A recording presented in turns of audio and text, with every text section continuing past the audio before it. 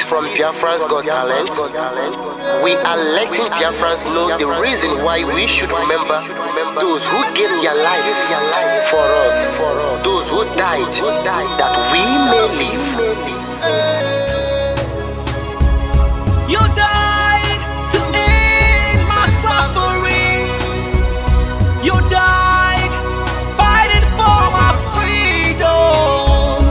Your blood is the seed of redemption. You are my inspiration. The deed no wrong for them, military shots at them. 67 to 70, we remember them. 2016, 38 May, memory still lives in our mind till today. Wonder why they refuse to publicize the genocide. The world media turn blind eyes to our plight. It's time to arise, land of the rising sun. Let's rise one more time, let's rise. Yo, we will never forget our fallen heroes, those who gave their life for us. Onitsha massacre, Ipocha massacre, Aba massacre. We remember you. Alright. Tell them I got that day.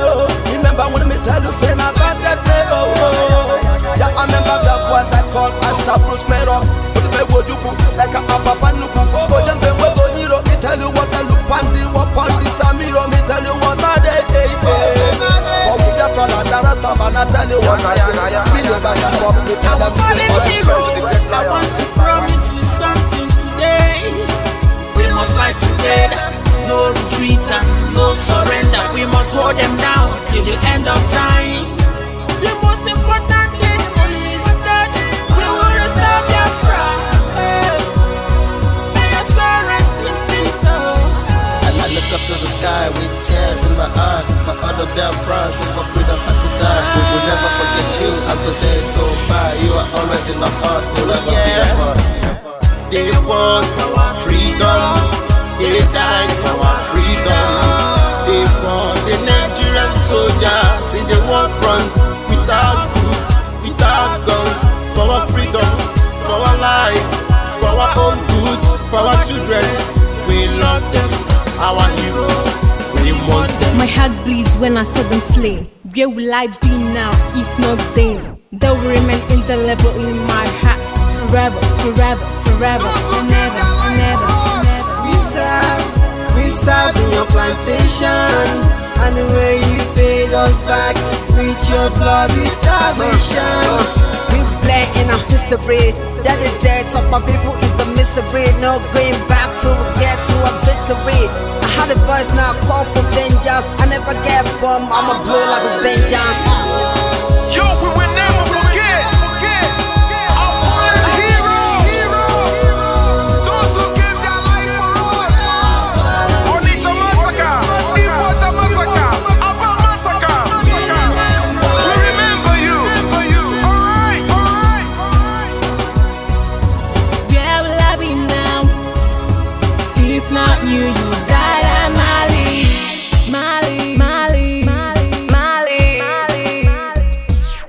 They were starved to death because of our freedom, and they paid the debt for our freedom. Flag high for those that died in the genocide, fighting for you and I.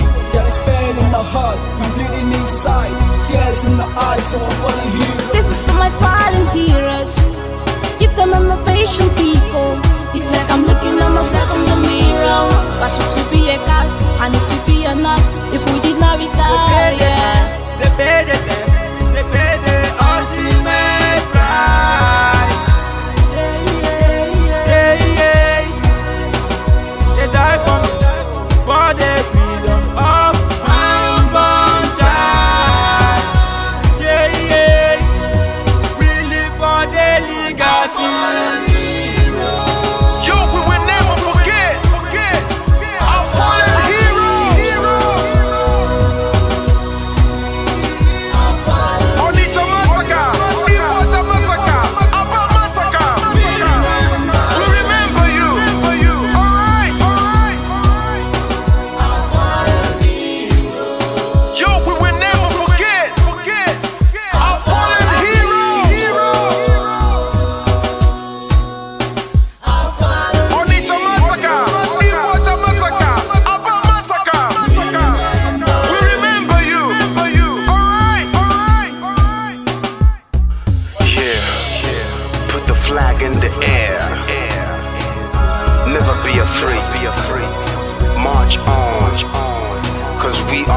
and conquer us. Yeah, you know what it is. I'm looking at myself in We the must mirror. revenge, and we must stand to represent who we are.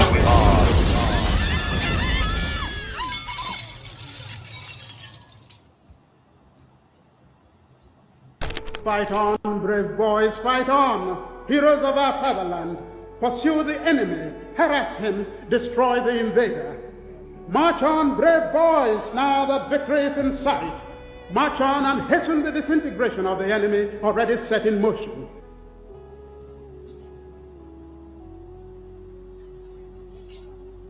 Fighting a war, knowing the difficulties, the odds against us, there is an element of fatalism, people feeling, well, if the world chooses to abandon us, then perhaps it is better we all perish. They don't ever consider a Biafra not free. They believe in either Biafra free or no Biafra at all. That means none of us living to see it. I need Biafra freedom. We Biafrans, we need Biafra freedom. For this, I decided, even to die, that Biafra must have its own freedom. I want us to work systematically towards the establishment of a good, progressive, and democratic society where all vestiges of privilege and social injustice will be abolished, and the rich contribute more for the welfare of the poor.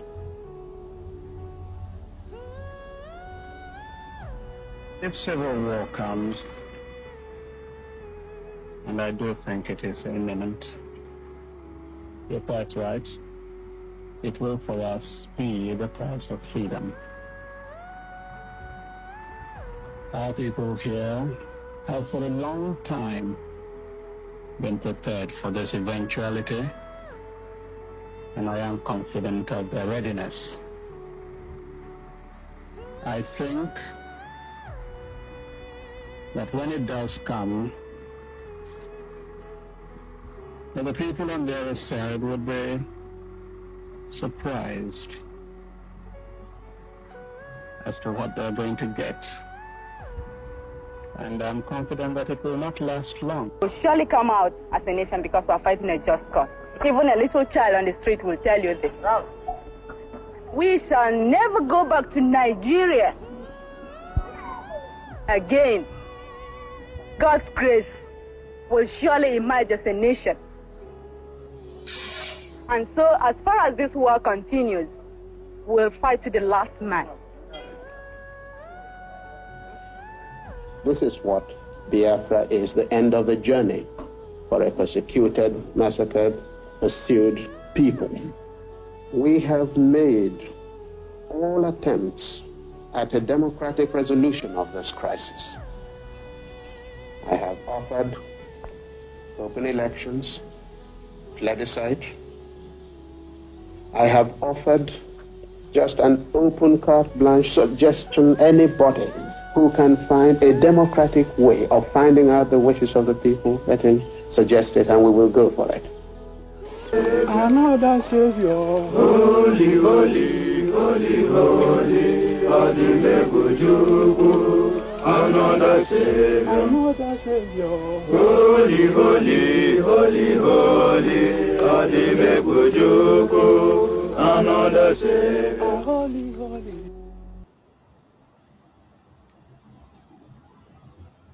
If you do not believe in what we are doing, then you better get out. We're not going to stop. God knows we can never stop until Biafra is restored. We are peace-loving people. We abhor death and killing of another soul. It's in our nature, that's how we are. But because of that, they have been coming and killing us all these years. We've kept quiet. They've been killing and killing and killing quiet. We have a case at the ICC. We have a case at Africa Union. We have a case of what else again? Pending before the UN. in New York. We've been to Geneva to tender our case. Before UN, till today, nothing. In fact, the more we complain to them, the more they come to abduct and rape our children, the more they come to kill us, the more they want to take over our land and our forests. And who told them that's going to be possible in our time? In a movement that I lead. You think you can come into our land and take it over? Oh dear. That means you don't know who we are.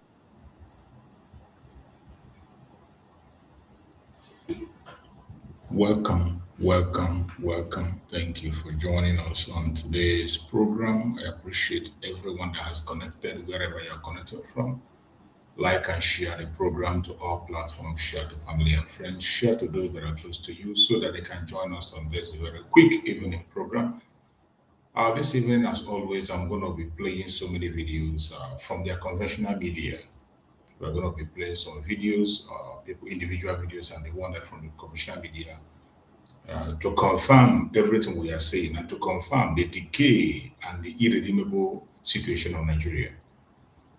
You know, for a long time, they have been pushing lies against the Biafrans. They accuse our Supreme Leader Nnamdi Kanu of being responsible for the insecurity in Nigeria. They accuse Simon Ekpa of being responsible for the insecurity in Nigeria. But today, as we speak, the Zoological Republic is burning. It's burning. And the situation has become worse. And I just wish that the state of Finland will be seeing what is happening in Nigeria.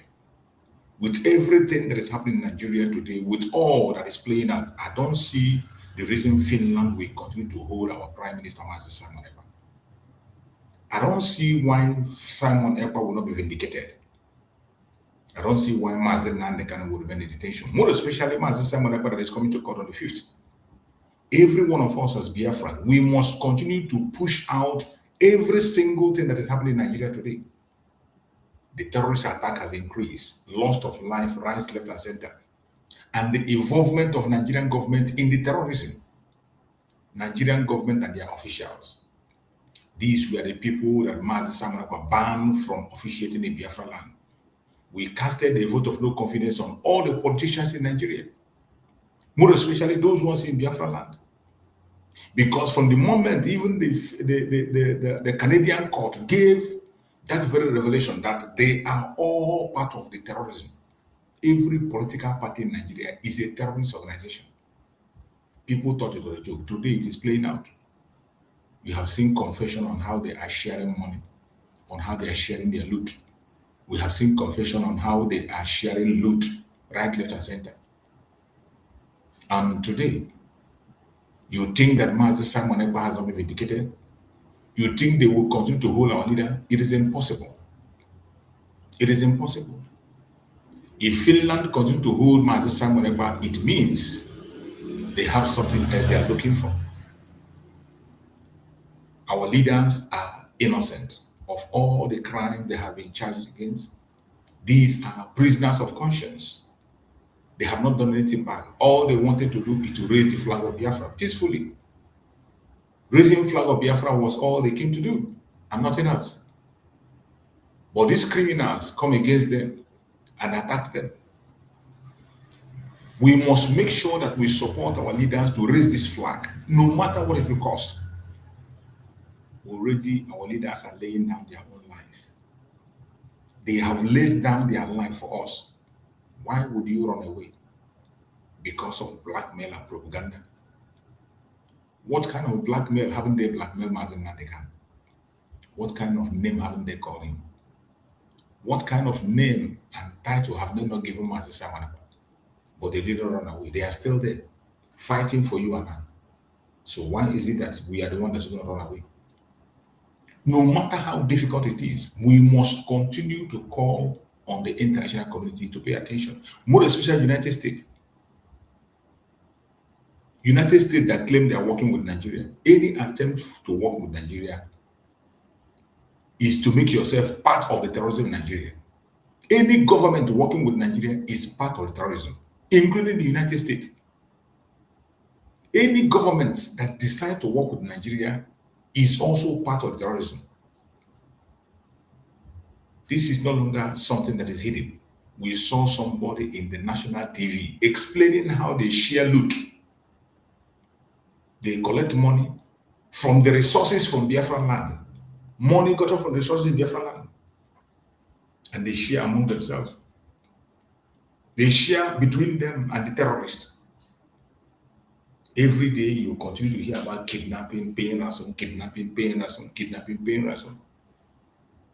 As we speak, they are still doing it. Even today, a kidnap was done. And they are not going to stop anytime soon. That is why every one of us as Biafran, we must continue to speak. We must, no matter what they do, don't keep silent. Nigeria is a terrible place, a shithole, a disgraced country, just like Donald Trump said. But my anger is that I don't know why, even when Donald Trump knows that Nigeria is a shithole, you know that Nigeria is a disgraced country, and you are working with a disgraced country. You forgot that when you work with a disgraced country, you yourself will be disgraced. Any attempt to work with a disgraced country means you yourself will be disgraced. We will not stop talking. We will continue to talk and speak, whether they will hear or they will not hear. As you join us, like and share the program. Share it so that others can be able to get this information and pass it to where it needs to be. We cannot stop talking. The decay of the zoological republic is imminent. Anybody accusing our leaders, you are wasting your time. Accusing our Supreme Nnamdi Kanu and accusing Mazi Simon Ekpa is a total distraction from the people that want to save the country.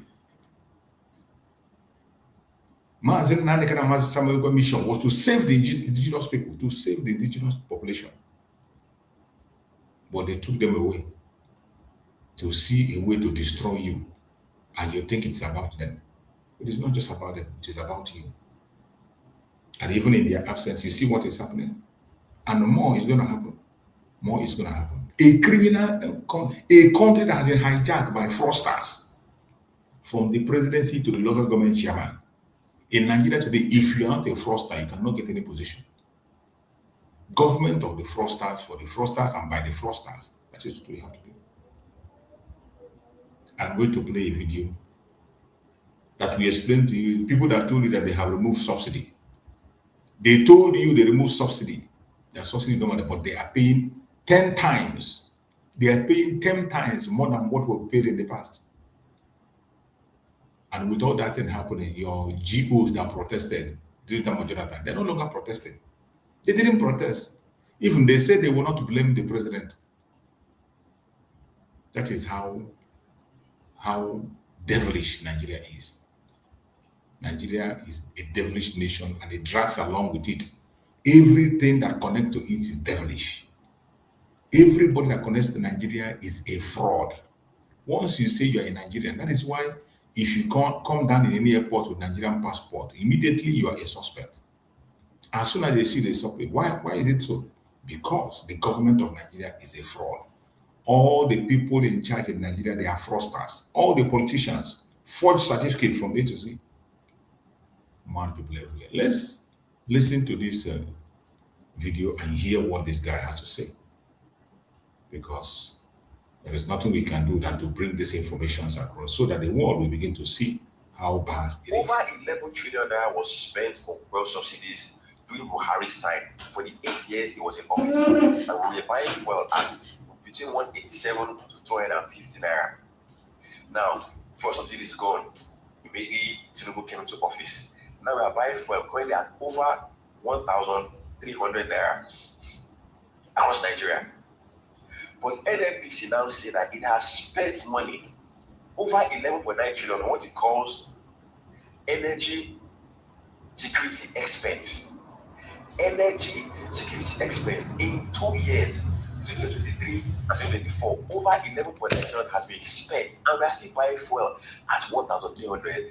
Let me tell you what this energy security expense is according to the NNPC. It is the costs NNPC incurs to ensure Nigerians continue to have access to fuel and other energy products, even when supplying them is expensive or results in financial losses. Please, is that not like subsidy? Is that not like subsidy? If subsidy is gone, like people claim, and we are buying fuel at the price you are buying it, how can you open your mouth and tell Nigerians that you have spent that amount of money, over 11 trillion naira, on energy security expense in 2 years?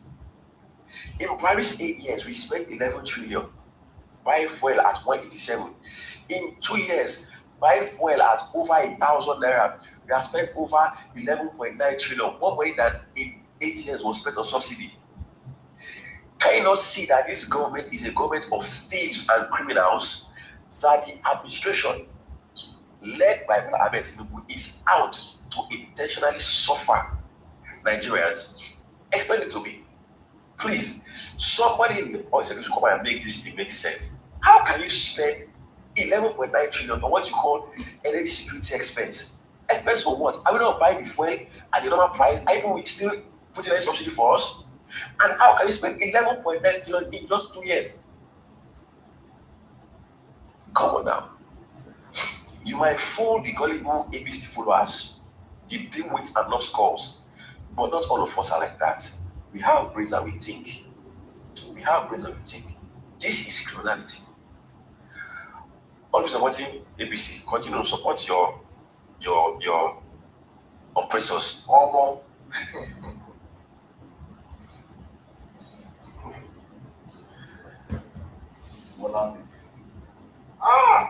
APC.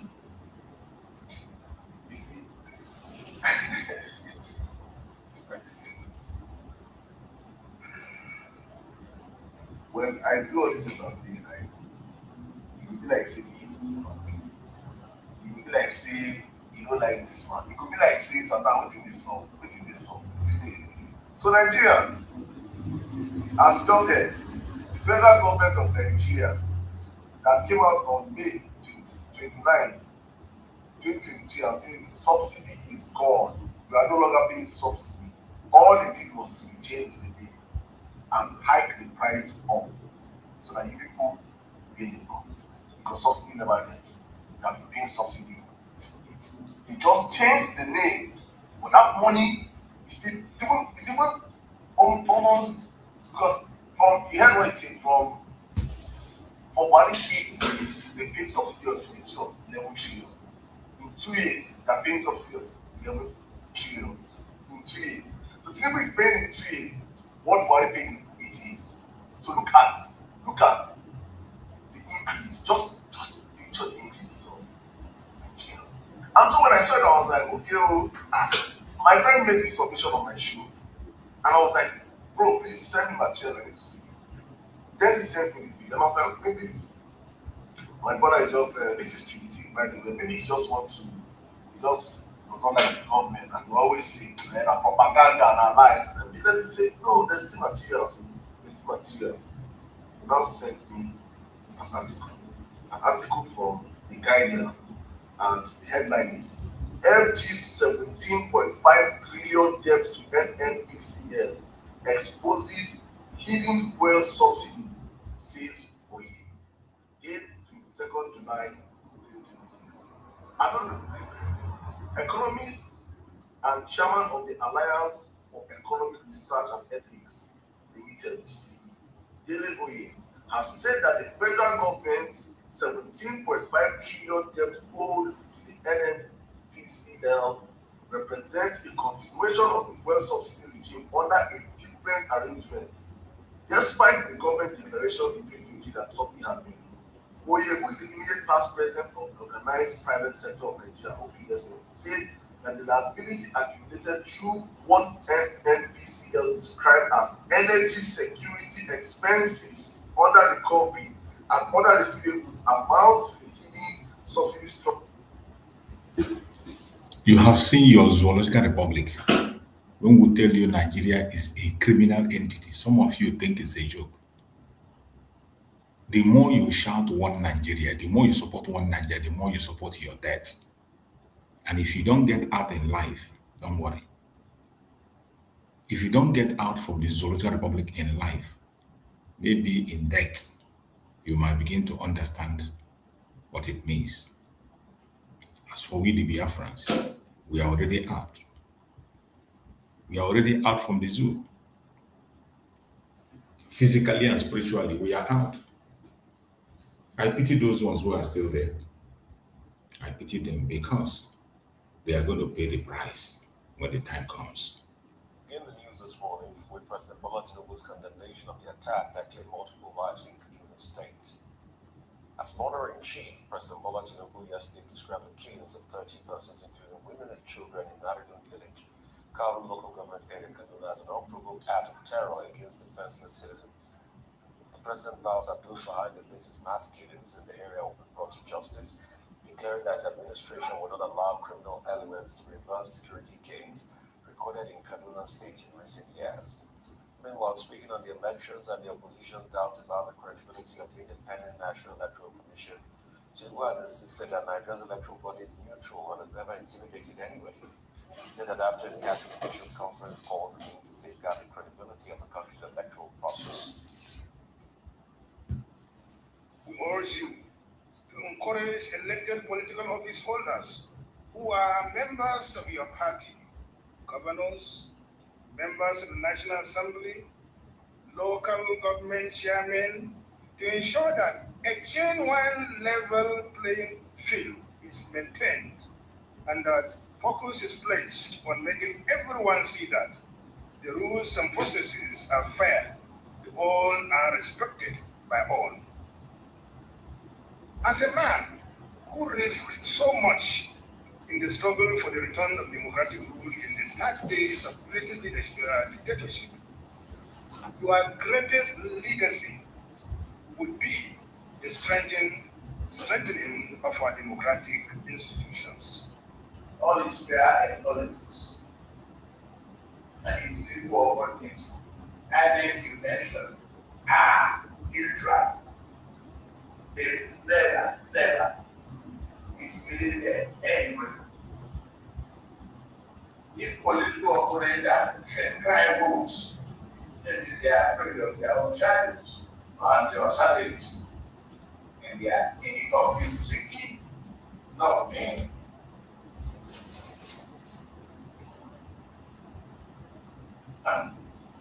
I'm ready to let what I will give them red carpet. I will offer them the list to die here.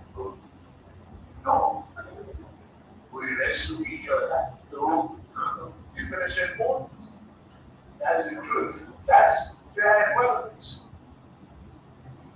Moving on, President Bola Tinubu received an audience the President-elect of the Nigerian Bar Association, Onyekosola Badejo Ukusoya, SAN. She was accompanied by Professor Foluke Lawansin, Dean Faculty of Law, Caleb University, Ezinwa Okorafo, President of the International Federation of Women Lawyers, Hadiza Afegwa, FCT lead NBA Women Forum, and Ramlat Ridwan, Bold Campaign Team Publicity lead, on a courtesy visit to the President at the State House. Well, we congratulated me on the victory. We talked about the challenges of electronic voting and technology, and we spoke about the ways that in which we can continue to improve on our processes. It was very encouraging. Well, my swearing in is not until the end of August. In time, and continue to reach out to members, to stakeholders, so that we can work together to improve things, to heal the hurt anyone has, and to just continue to ensure that we do things to make sure that the NBA continues to fulfill its role to society. Everything that needs to be done, I can assure members and we'll make sure that we unite ourselves, we'll make sure that we put our house in order. The Oyo government has taken the fight against insecurity a notch higher as the state officially took delivery of its long-awaited 2 surveillance aircraft. The aircraft arrived in Ibadan on Tuesday, fulfilling the state government's early assurance that they would be delivered before the end of July 2026. Inspecting the aircraft at the Samuel Laduke Akintola Airport, Governor Seyi Makinde says the aircraft arrival marks another significant step in the government's efforts to enhance security through improved intelligence gathering and aerial surveillance. We took the decision to purchase this surveillance aircraft it was because of the sheer land mass, the size of Oyo State. We knew that we had to complement the boots on ground. We didn't know really what was going to happen. I've seen people criticize us and say, oh, where's the aircraft? Now they require it at Orire. But we planned for the aircraft, for us to be able to cover as much within the shortest possible time of the landmass. So I'm glad that now it's here, and I believe we will always do what is right in the interest of our people. Because in an atmosphere of insecurity, we can hardly do anything. People say I look better because our children are back, our teachers are back, and we're moving on. Opposition parties will be relieved as the road to 2027 became clearer yesterday, after the Court of Appeal nullified the judgment of the Federal High Court ordering the Independent National Electoral Commission, INEC, to deregister the ADC and 4 other political parties. The 3-member panel of the Court of Appeal, in a judgment delivered yesterday, held that the trial court was wrong to assume jurisdiction over the suit filed by a non-juristic person. Reacting to the judgment, ADC National Chairman, Senator David Mark, described the verdict as a triumph for democracy and the rule of law, while former Vice President and ADC presidential candidate for the 2027 election, Atiku Abubakar, welcomed the judgment, saying it was an affirmation of the supremacy of the rule of law. Well, Kaduna State Governor Obasani has nominated Jerry Adams, Executive Chairman of the Kaduna State Internal Revenue Service, as his running mate for the 2027 governorship election. The nomination marks the first time in 7 years that the governing All Progressives Congress has fielded a Christian as its deputy governorship candidate in Kaduna State, signaling the departure from the party's Muslim governorship tickets in the 2019 and 2023 elections. According to the governor, the nomination reflects his administration's commitment to inclusion, justice, fairness, and equitable representation across the state. He said the decision underscores his belief in rewarding competence, integrity, and dedicated public service. Right. This morning, let me address the Kaduna killings. And I recall that yesterday during the newspaper headline stories, he made headline on Daily Trust and he put a lot of attention on that.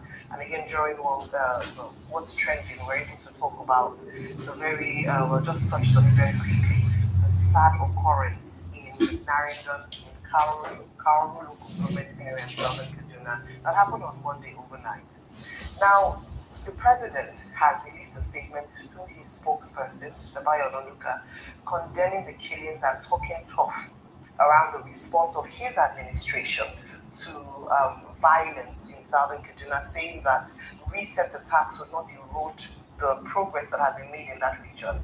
We know that this is not the first time. Southern Kaduna, especially Kauru local government, is quite notorious for these kinds of unprovoked attacks. I say that unprovoked because some, might say, oh, is it this or that? Unprovoked. According to eyewitness report, some assailants came in around 12:40 a.m. In the morning of Monday, and they attacked this community, killing women, children, and for pictures and footage from the assault, from what has been termed one of the deadliest attacks in recent times in that area, is not fit for our TV screen. It is quite a terrible situation. Let me paint a picture, because when we hear 1 to 30 people dying in a community, we as a people must not become sensitized to this. If we complain about South Africans killing Nigerians on their own soil, we should be even more concerned about Nigerians dying in their own home. 30 people, children. In fact, there's a situation of a family losing 5 of their children in that attack. 5 siblings from the same family. We have Deborah, Friday, Yusuf, Yunana, Irimaya, and Emmanuel from the Emmanuel family losing their lives. Their parents were able to flee that situation. What is curious about this case, based on the reports that come out of that of Kanu, is that number one, the operation lasted with assailants coming in with sophisticated weapons in the middle of the night. Number two, the operation lasted for about 3 hours. Number three, when a distress call was put out to security operatives, they came after the assailants had left. So they had 3 hours of a reign of terror without any response, immediate response from security operatives. I believe that the Southern Kaduna People's Union have written an open letter to the Commissioner of Police in Kaduna State asking for intervention, especially deploying more personnel to these areas that historically has been termed as being volatile and have experienced a number of these kinds of attacks. And so it beggars belief why we did not have security presence in that area that is known to be vulnerable to these attacks. That's number one. Number two is that when, they keep saying, oh, and even in the president's speech, if you see something, say something. When you do say something, why is it that action is not taken enough to build confidence in the people? In fact, it was said that when there was no response from security operatives, the people had to flee for their own lives. And this is what we have: communities that have been deserted, that have been left vacant because people have found that they cannot be helped. They have made calls for a solution, and yet again and again the government has failed them. And this is what I want to raise this morning: that why is it difficult to secure these people? And let me just give a bit of context to this. We know that in Kaduna there's a southern part and a northern part. Historically, there have been clashes, and we've had the farmer-headed clashes, we've had the clashes and attacks on Christians in the southern part of Kaduna. I bring this up because we are still in a position where we're still arguing about whether or not we protect the most vulnerable in societies. This one, I give it up to the Kaduna State Governor, Governor Ubasani, who has made efforts, which was not the case in previous administration, to bring people together, to ensure that everybody in Kaduna, irrespective of ethnicity, irrespective of religious background, feels included and feels protected. His latest move in moving away from the Muslim tickets demonstrates that as well, because that is fairness, equity, but not sacrificing competence. So you can't have competent people who are able to still represent people and ensure that there's a sense of representation for everybody in Kaduna State. Kaduna does not belong to a particular ethnic group or a particular religious sect, and this must be emphasized. Having said that, when you're reading the news, you said Mona in chief, and I thought it was the commander in chief. Is that we shouldn't get up to a point whereby what we are hearing from the commander in chief is I mourn with you, I condemn. Beyond condemnation, yes, they enumerated the many areas in which there is security and interventions, but obviously it's clearly not enough. Obviously, it's not addressing the challenges. Obviously, we're seeing new cases. So it means that whatever has been deployed is not anywhere near enough. And so there must be, almost sound like a broken record, more boots on ground. Yes, they've increased the division, so we'll have more oversight, quicker responses. This hasn't come into operation yet. We're seeing the first phase in September. Perhaps when this comes into operation, we'll see better and quicker responses from our military and the police as well, who are actually responsible for internal security. Number two is that we must have a situation where there's a resolution that is not kinetic, but we can also have community interventions. There is tension between communities in Kaduna State that has to be addressed. And so we cannot continue to come up and talk about news and make condemnations and mourn with the people and even release statements to political spokesperson. The president himself needs to speak to his people occasionally, especially giving an update on security efforts by his administration. He's the one that has the mandate of the people, not his presidential spokesperson, with all due respect. They can't release statements, but it's important that once in a while. Last time we heard from the president was through the nation's address on Democracy Day. When last did he have an interview? When last did he give a security update to the people who are suffering, who are crying, who are mourning on a consistent level? I then came this morning just to speak about the security situation, because if we don't address this, we cannot have politics, we cannot have elections, we cannot talk about other matters if we do not have the number one fundamental responsibility of the president, which is security of lives and property. Fine. I just even want to add, please, I beg all the candidates in the next election, please, all of you, please, I beg you, debate. We need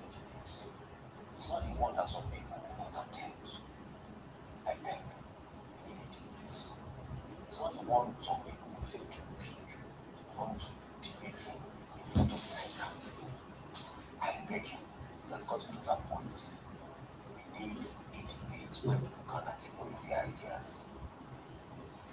As regards what has happened, there's a pattern.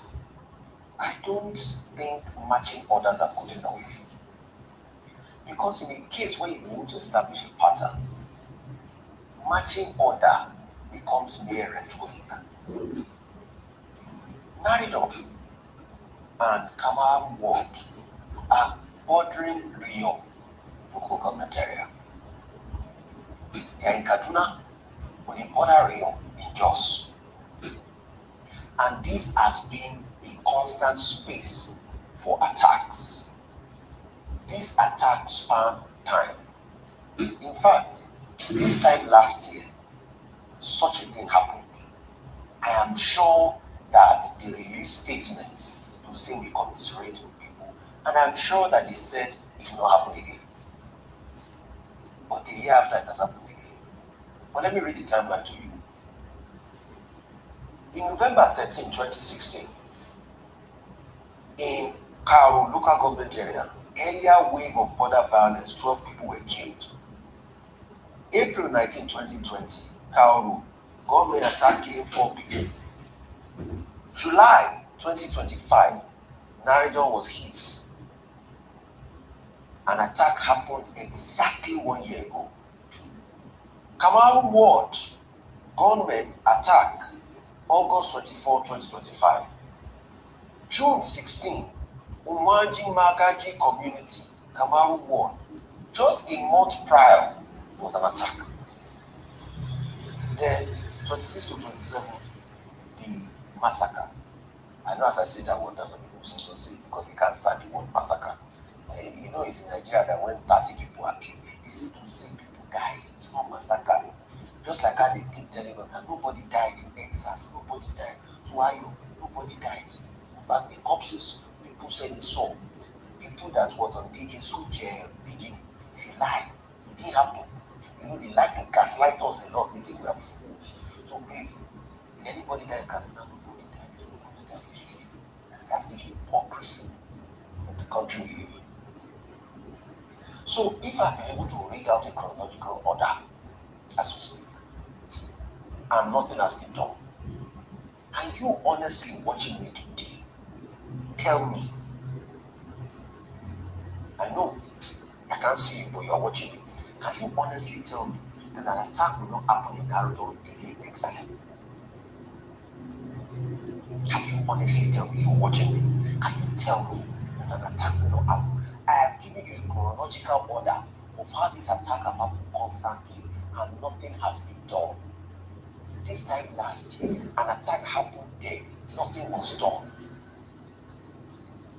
Look at Jos. When the attack happened, they said it would be the last. Since they said it would be the last, hundreds of people have been killed in Jos. So can you honestly watch me today and tell me it's not going to happen again? You and I know it's going to happen again. The question we should ask is, when next will it happen? And how will it happen? But I think the part we should ask the government is, at least will the security forces not come after the next attack? Because it's a pattern. I'm not saying the security forces don't do well. They do well. They pause our attack. We are grateful to them. But it's now become a pattern that it is always after the attack they come. If you ask me what are my chronological facts, I will take you to a place in Kwara called Woro. It was after the attack. So can we at least meet them in the attack and save lives? That's a food for thought. But you watching me, can you honestly tell me that we will not hear another attack in Kaduna? You know you can't. My second point this morning. I'm hearing talk about INEC being transparent, right? Is it the same INEC that was quick to rush in the case of Nafi Balagomi? Is it the same INEC that people keep asking, extend registration? No. Is it the same INEC that one of their members of staff leaked documents about the political figure appealed.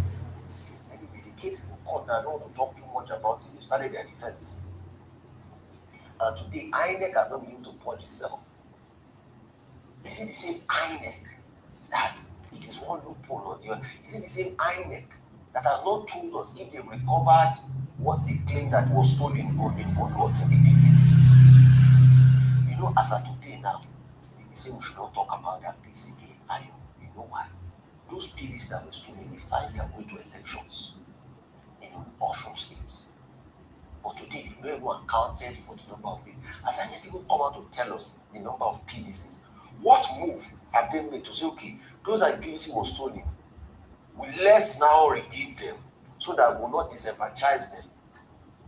So we don't see anything. So, and now you are coming to tell us that INEC is this, INEC is that. No. You see, it is not for people to tell us to believe something. It is from our own perception. We will now make up our belief system. Like I say, I don't have confidence in INEC, and I'm sorry to say it. And I want to be proven wrong. I think this forthcoming Osun election will start to open our eyes to a lot of things. But I pray they prove me wrong. I pray and fast. Me, I don't have confidence in INEC. So it's not a case of trying to do this or trying to do that. I do not have any level of both implicit and explicit confidence in INEC as we speak today. I give the floor. Very quickly, President Bola Ahmed Tinubu has condemned the killings in Kamaru Ward, in Kauru local government area of Kaduna State, where 30 persons were killed. Overnight, the people were asleep. They were killed in their sleep. Their houses were razed down. It sounds like a familiar story, just as the president's response also appears, familiar, and if I then say formulaic, to the extent that, well, he has commiserated with the people that died. We also all commiserate with the people that died. He has said, well, the security agencies have been given marching orders to bring the perpetrators to book or to justice. Again, this is what we hear all the time. The president used the opportunity to say that his government is committed to fighting insecurity and making sure that acts of terror no longer occur. We have evidence in that regard. His partnership with the United States, the state police idea, the idea of recruiting forest guards, the idea of expanding the divisions of the Nigerian army and recruiting 20,000 more soldiers, which will bring, our army strength to about 250,000. If you add the about 80,000 or so of able-bodied reserve soldiers who have retired but are not tired, so you have about 3,000, troops that can serve Nigeria. So we have seen that too.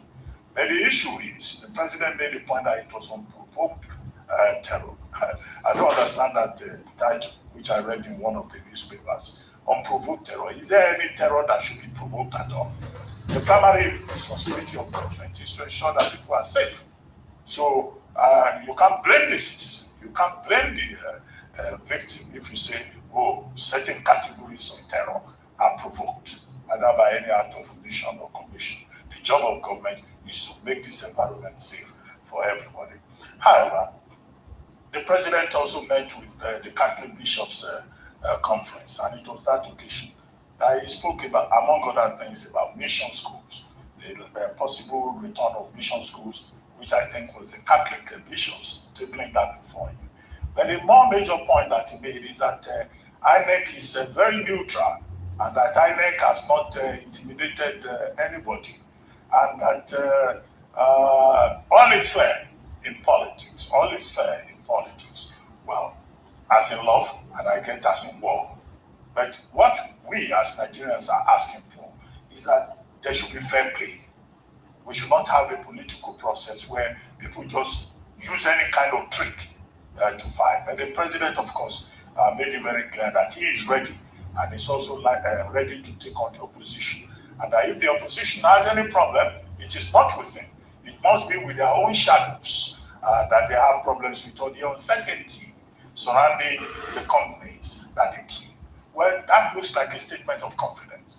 But the residual point is to say that the president of Nigeria has the primary responsibility to make sure that this electoral process is free, fair, and credible.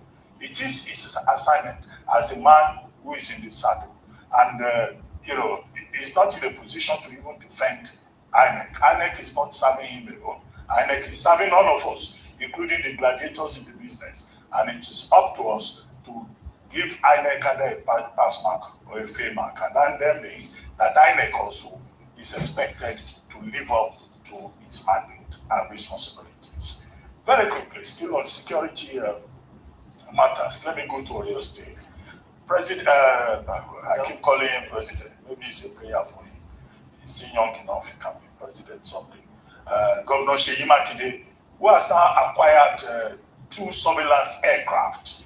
These aircraft, they are called Diamond TA4N2, I think, something like that. N2MG.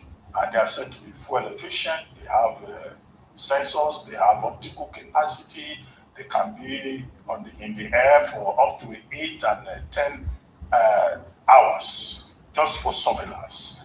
And the governor said the reason he has done this is because of the landmass in Oyo State and now the increasing threat of kidnapping and abduction in Oyo State. And he said the plan to get this aircraft had been there even before the Orire incident. And there are some people who are saying, oh, it's because of the Orire incident. He said no. The agreement had been in place, and now the aircraft have arrived. Big landmass, and then problems, particularly in the northern part of Oyo State, what they call Yokeogun area, Kashi, Okeo, Shaki. Yes, I think it's called Shaki. Kishi. All of those areas are particularly vulnerable. So this is a welcome development, I think, and now that we're talking about state police, other state governments can emulate the example of Oyo State because these are standing assets that will be useful. And the fact that there is a memorandum of understanding with the Nigerian Air Force means that the management of those 2 aircraft will not be subjected to unnecessary bureaucracy. So it will also guarantee sustainability. So we want to commend Governor Seyi Makinde. But of course, your opposition will be interested in the procurement process. Was it bought at the right value? How much did it cost the people of Oyo State? But the people of Oyo State, either in the Ukemu area or elsewhere, will measure the value of that in terms of the impact, in terms of security of lives and property in Oyo State. Now, to go to the big subject of the day, which is the Court of Appeal overturning the decision of the Court of Justice Peter Lifu. I think the interesting thing about that judgment is in the details. The Court of Appeal simply dismissed the June 15 ruling of Justice Peter Lifu's court, which deregistered 4 political parties: the ADC, the APP, the AA, and the ZLP, and the Accord Party. Now, if you look at that judgment, their lordships are emphasizing the rule of law, the supremacy of the rule of law. That the trial judge, arrived at his judgment in error and in a perverse manner. The court was accused of manufacturing evidence that was not before it. In other words, going on a voyage of his own, acting like a Father Christmas, which is not part of the duty of a court of law. 2, that it disregarded conduct evidence by the INEC that these affected political parties had already met the conditions, the requirements for proper registration. 3, that section 225A was more or less misinterpreted, that it should be read disjunctively, not conjunctively. So that's the Court of Appeal giving the smart class a lesson in the interpretation of the Constitution. Now, also the incorporated trustees of former legislators and all of that instituted the case, plaintiffs in the matter, they were told had no local standing. 5, it was also pointed out that there was a substituting judgment of a court of appeal, which Justice Peter Lifu just disregarded. Now, this is not the first time judges at the level of the Federal High Court in Abuja have been, sanctioned heavily, well, not sanctioned, reprimanded heavily by the Court of Appeal. But some informed commentators have asked the question, what happens next? These judges seem to get away with it, particularly at the level of the Federal High Court. But the important thing finally is that the ADC now is very confident that it will be part of the 2027 process, having secured another judgment that said, the David Mark faction is a legitimate faction. And now also the rule of law is emphasized. In Osun State, I understand that some of the contenders in the election, in the August 5th election, have been saying there is no goalpost in the Osun election. Now, for those persons, may they now be reminded that the goalkeeper in the August 15th gubernatorial in Osun State is the rule of law. And we hope that all parties concerned in Osun State, will respect the rule of law. On that subject, the other point to make, of course, is that the Court of Appeal now has now set a principle that there should be a level playing field, and that all opinions should be allowed to play, and that there should be, inclusion, robustness in the political process, and that it's the Nigerian people that should make the choice, not the court of law manufacturing evidence in favor of one of the litigants. Finally, I think you mentioned the Kaduna State, where you say that Governor Ubasani has now picked a Christian as his running mate for the 2027 general election. This is instructive on 2 levels. 1, the people of Southern Kaduna, as articulated by Sokapu, which is their union, and as we have also seen in terms of the attacks in that part of Kaduna State, feel marginalized, and they felt so marginalized under the previous administration, that's the Nasir El-Rufai administration, when people of Southern Kaduna felt that they were under siege. The difference under Ubasani as governor is that he has been able to make peace with the people of Southern Kaduna.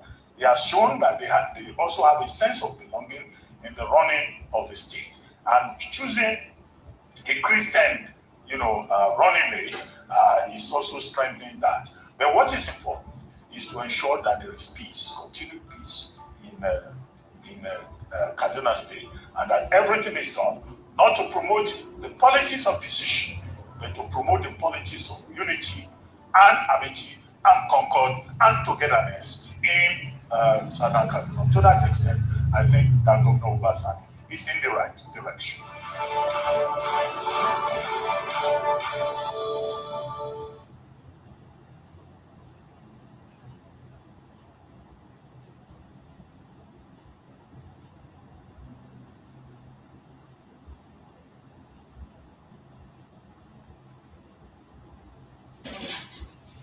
Everything you see in the zoo is a pointer to the fact that the zoo is not habitable by a normal human being. If you are one of those still promoting the zoo and thinking that it's going to be well with you, you are only digging a grave for yourself. All you need to do is to pay attention to information that they are coming from their conventional media. You will come to conclusion, just as we have done.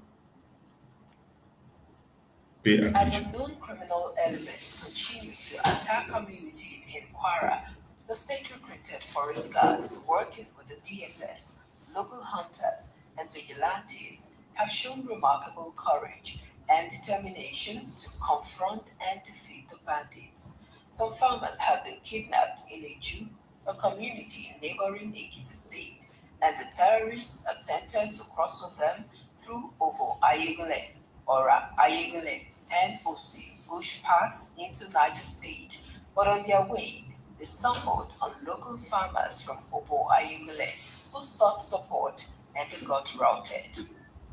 Lokacin mun tashi muna nan cikin kasuwa mun zo Juma'a After the day trading activities at about 4:57 p.m., I tried to adjust my motor apartment.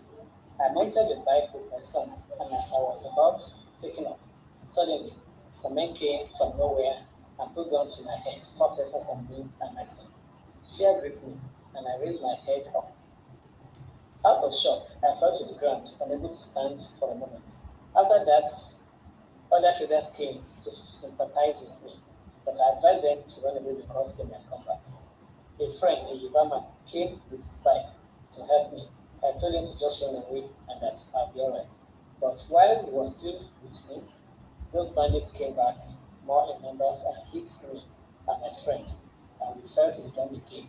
They took his bike too, and they kidnapped us with my son. I just spent my day, I go on my way going out. So we attack us for this. I go on top of the ship. We can come to our friends and attack us. And to know we can attack us. So we relate to it. A joint security team, while acting on intelligence, also neutralized another set of 3 bandits, leading to the freeing of 9 kidnapped persons, with 1 person injured and hospitalized. Sir, we are facing a lot of challenges because those of people that we are talking about, what they are carrying, they supersede what is in our hand, especially rifle. There is no type of firearm that is not in their hand. We need more equipment, such as body armor, binocular, light vision goggle, walkie-talkie. We need plenty ammunition to engage them. The foreign guys are really trying enough for us. Like what they did for us 2 days ago, they are the ones that help us to rescue those people that were kidnapped along our Toro axis. They have been doing enough security, intelligence work for us, which is helping us, and we are happy for that. Localized operations and bushcombing by joint security teams and vigilantes have led to the neutralization of bandits and rescue of victims in parts of Kwara South. Security forces have significantly scaled up response time as government doubles down in the anti-kidnapping campaign nationwide. The development comes as a new army battalion has been approved for Omwaron, a strategic step to strengthen the campaign against terrorism and banditry in the region. You have seen it. We will continue to show you the decay of the Zoological Republic. For those of you who doesn't want to listen, when we say Nigeria is irredeemable, you think it is a play. The armed forces is not able to fight terrorism. It's only vigilante. Vigilante group are the hope of people now.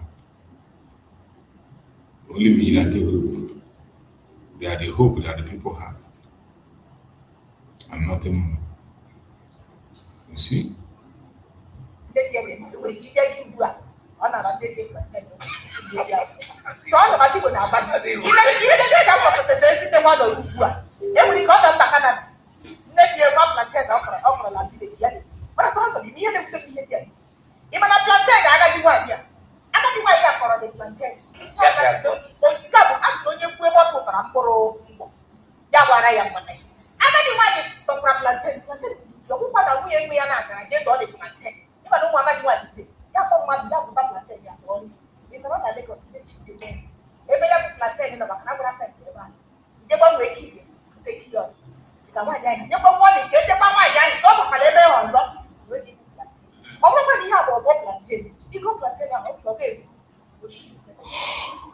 And a lot of plantain, our land, we are woko. So We are woko. Yeah, the dog plantain. Is coming up a lot, but you are going to have plantain. Plantain that I don't want. Why are you going to Basana plantain? Onye chekwara eche, ọ n'iri. Ịma kụdiri ihe a na-eme. Mgbe ụfọdụ a na-eji akọta ụmụ nwaanyị. Mana ọ bụ ihe nọ ha n'ọbara, na ihe nọ n'ala ahụ. Amaghị ebe na-alụta ụmụ nwaanyị ugbu ha na-ekwe ka nne di ha ịghọtara a na-ala ka nne di ha zuru ike So can they come with the number allo if you can then when you get into again so all they come up with why I don't know why.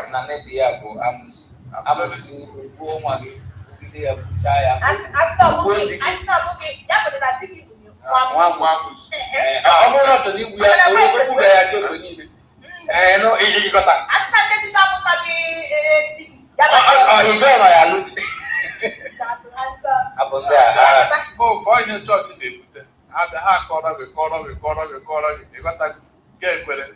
And then we're going to destiny. And what how God done with the destiny here? I need that to answer. Because God destiny. And I got that with it here. In fact, you would have I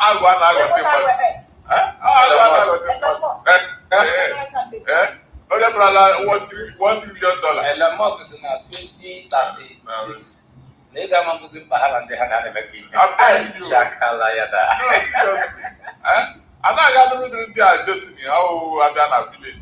That was not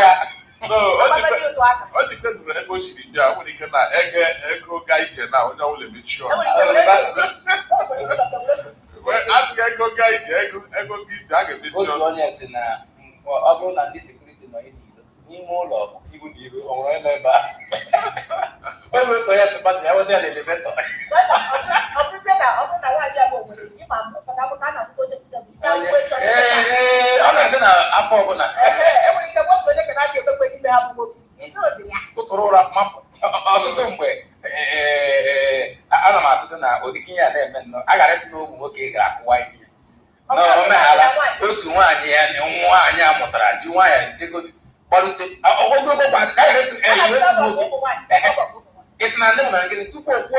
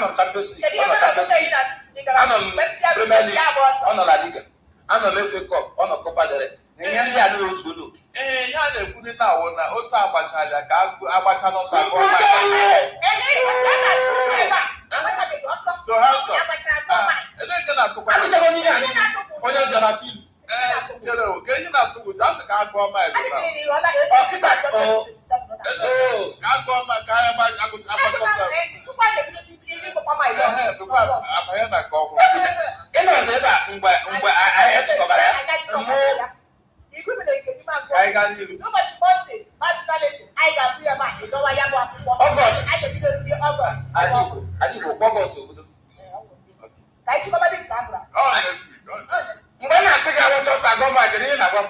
Awụrụ gwa anyị apply. Ọkwado wasị mgbe na ọ na-aga na gọọmenti. Ebe ya dị bụ baba ya na ndege. Onye na adịghị echeta ihe a sị na azụ ama ụka. Barị maazị Donington azụ ama ụka. Adị Igbo na-achọkarị ọ gasịrị Premier League kedu ndị ya? O nwere ihe ọ na-agbara ọsọ ya mana ama m anyị ga-adị ebe a. Asị. Jide nne ya jide nwa tụtụ na-akwụ ụgwọ ọnwa na ọ na-eme nke na-eme nke bụ na ihe ndị a niile si ọchịchị wee na-abịa ya nwere federal location nọ na-abanye na akpa ọchịchị gọọmenti steeti Abịa. Ụfọdụ ndị nke ọzọ apụtara ma kwụsịo ha mara ka ndị APC si eche eche ọtụtụ n'ebubo ị na-achọ ka ọ gọọ nwa ike ọ nọ na PDP ọ na-akwado APC onye nwere gọvanọ nwere pati ya nwere onye ga-esi na pati ahụ zọọ ọkwa onye isi ala i wee chọọ ka gọvanọ pụta inwe ike ịkụrụ ya aka maọbụ ka inwe ike ito ya wee mee gịnị ọ bụla gị maazị Peter Obi pụrụ maazị Daledi ga-echeta mgbe a ga-asị ya ịkọsị ya na eso ya apụ ya o nwere uche nke ya o nwere obere nke ya o nwere mkpebi nke ya na nwa mmadụ asị na ya nwere Labour Party bụ pati ya ọ dị faithful onye ọ kwụsịrị ike na pati ya na onye ọbụla Labour Party ya ga-ewepụta ka ya ga-akwado kedu ka o si wee mejọ to have some time Igbo enwere otu onye nọ na APC ugbu a na-akpọ Daniel Wala ọ gwara gị sị ịbanye na APC okpuru ga kwụsị ụlọ and ile onye otu ndị APC achebe n'otu eji kwuo ị ga-aghọta na ha ihe ahụ nwoke a gwụrụ ọgwụ izu maka ha na-ekwu okwu ha na-eche echiche in 2011 mgbe 2011 chere 2011 mgbe a na-atọ ndọrọ ndọrọ ọchịchị adịrị na elekshọn akwụ ya Jonathan n'ọchịchị mgbe ahụ ndị ACN akwụ ya chọkwara ịdọ ọchịchị ahụ ime onye ewepụtara National Secretary Adachukwu awụ Iwurubali n'abalị na-apụta n'ọtụtụ a na-aga ime elekshọn onye ọbụla hụrụ onye anọ n'ọchịchị ugbu a na-asọrọ ọgụ ebe ọ gara gbabịa ha na ya kpara ebe ahụ n'ọtụtụ eji aha na-eme elekshọn ka anyị na-adụzi iwu gịnị votoro PDP for president then votoro ACN for governor na Lagos State all the polling units I was there ma a na-agwa gị yes lekwe ihe a si mee lekwe ihe baba sobe ịghọtago that means onye akwa ọ kwadoro Jonathan ma sịkwanụ onye nke ọzọ ịghọtala na-eme ya gọvanọ ọkwa onye ọ họpụtara mgbe ọ ndọrọ ndọrọ ọchịchị as prezident anyị ahọpụtakwara ya na ACN onye na-ekwu ihe ọwọcheta mgbe ahụ now kedu otu alaeze otu jiri mee enwere mgbe ọ nọ na-akwado onye isi ala na APC kedu ka otu ihe ọ gasịrị ihe onye a mere a ga-ejisi na ọ na-akwado APC na Nigeria biko m ajụọ gị onye isi ala ma nwunye ya bịa na obodo gị bịa na steeti gị ọ wụrụ oke na ọrụ gị kwanyere ugwu na-ahapụ ya ada onye ọbịa ọ wụghị ya ọ wụ ihe ọjọọ ka alaeze otu mere so aghọtaghị m onye a gara egwu si lekwe mkpa otu ihe alaeze otu ime na mgbe na-adịghị last year lekwe ihe o mere otu ahụ owepụ ụzọ ndị mmadụ na nke ya bịa Tinubu chifu ya gaa na airport ga chiri ya feri ya aka ya lawakwa ya bịa bịa nabata ya onye gọvanọ na-achị steeti so aghọta ndị ọ na-ekwu ihe a allocation a na-enye alaeze otu ọwa owuru ya biko kedu ụtọ a na-eji ekwu okwu like this enwere mgbe Tinubu were ebe nọ na bịa na-ada azụ ndị gọvanọ ọ wee ego ha edosiri inweta ka ọ na-enye ha then were ekene na-arụpụta ọrụ enwere ihe dị njọ n'ime ya dịka ọzọ erekwere ka ha na-afụga n'ime akpa ka anyị gosi machi alaeze otu na-arụ ọnụ na-arụ ọrụ yes ego ọ na-enweta ọ na-eji ya na-arụpụta anya ọ na-afụ ya n'ime akpa ya so ndị ka ọzọ na-ewere ka ha na-eme ihe sọrọ ha ede otu o jiri wuru blem to alaeze otu ego ji na-arụ ọrụ ọ wee ego bata na steeti ya onye o ji na-arụ ọrụ so agụtaghị onye a na-akọ agụtaghị ọ na-akọ Maazị Darlington na-agụ mmụọ ya bụ isi ndị mmadụ na-enweta na INEC abụrụ n'ọnụ na 26th of this month ya bụ ihe bụ ọnụ INEC apụtakwala ma kwuozio ya bụ ụbọchị ikpeazụ anyị wepụtara maka ndị mmadụ inweta PVC ha ọ bịala na njedebe mana ọtụtụ ụmụafọ anyị si na biko agbatịgo ya maka ndị na-enweta ka ha ga-apụta mana INEC site n'ọnụ onye na-ekwuchitere ha apụtara ma kwuo na anyị agaghị ahụ ejiala inweta PVC na July 26 na-ejiala ya ndị ọzọ na-enwetazi jizie tupu ọza ibejuta na abụ parịsọ dị ka INEC kwesịrị ịnye ụmụafọ anọ anyị ntị n'ihi na maka na ọtụtụ ihe anyị na-eme n'ala anyị bụ Naijiria onye gaa mba ofesi ọ gaa n'okwute gaa n'okwuri si na a na-emekọ otu a na mba Amerịka a na-emekọ otu a na mba France a na-emekọ otu a na mba ji otu a iji ma mba Amerịka oge abụrụ na anyị na-ego na-ama atụ a sị na a na-enweta PVC tutu akwụkwọ ihe tutu ọfụ n'otu ụbọchị na ọbụla abụọ ga-eme ntuli aka mana ntuli aka dị ka aka bụ obole ọ dị ka anyị na-esi ka ọ bụ na ịnwetabeghi PVC go abụcha ya karịa ụmụafọ ala Igbo ha na inweta PVC a na-ebido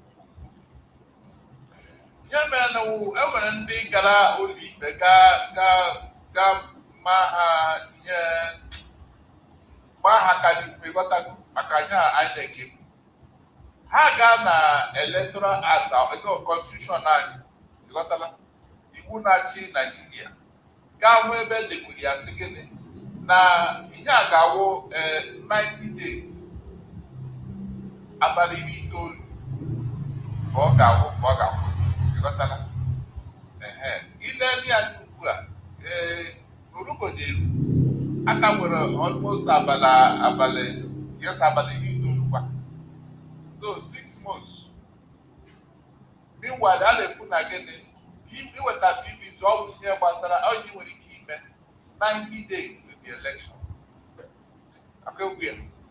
so nke a INEC mebi ọ chọrọ ka enwee ọyọrọ ọhụrụ mgbe ọ na-achị mgbe ọ bụ INEC chairman ka o tighị iwu nke ya ịghọta ka o tighị iwu nke ya ihe ọ na-akọwawo na ọ ga-enye ya ohere ka ya kwado ọfụma na ọda mana ndị mmadụ na-aga akọleti PVC ha ọ ga-akwụsị INEC ime ihe o suppose ime na ịkwado maka elekshọn ọ ga-akwụsị ya ọ ga-akwụsị ya so ebe ọ bụ na kọtụ mechakwara bịa gwa na ha nwere agrema ịghọtago ọ bụ ebe m hụrụ INEC chairman gbaliri ụkwụ enwere kọtụ kwuru sị na ha nwere agrema ime otu ọ jiri sọ ha na ihe gbasara elekshọn na ọwụ ihe nọ ha n'aka ha nwere ikikere ime ya so ebe ahụ ka onye INEC chairman na-agbanyere ụkwụ na-eme ihe ọ na-eme mana ewepụghị ya ọwụ ihe aka onye a na-ekwu based on electoral act nke ewepụtara ọhụrụ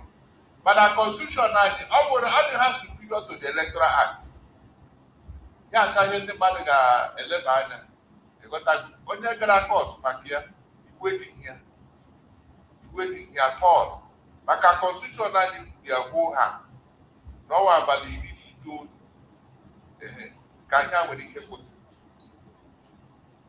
ka anyị ga-agba n'ihu maka na anyị kwesịrị ịga gbara aka afịa ọ bụrụ na anyị laghachi azụ anyị ga-aga n'ihu na ya bụ aga n'ebe ọ bụla onye minista na-afụ maka ihe na-eme na mba ọzọ kwuru sị na ọbekata mbe maọbụ na ọmadụ 98 ụmụafọ ala anyị kwuru kemgbe afọ ole na ole na otu ya bụ mkpagbu nakwazi ọgụ a na-alụso ndị Naijiria na mba South Africa. Ụfọdụ ndị na-egosi kedu ihe mere na onye isi ala mba South Africa agaghị eji nwa aka ya ndị ụlọ nzukọ omebe iwu na ya bụ mba South Africa atụmatụ okwu ha edoga ya na dịka ndị a kpachara ihe akpa pụtaziela iwu ya kedu ihe mere na nke ikpeazụ a bụ Naijiria.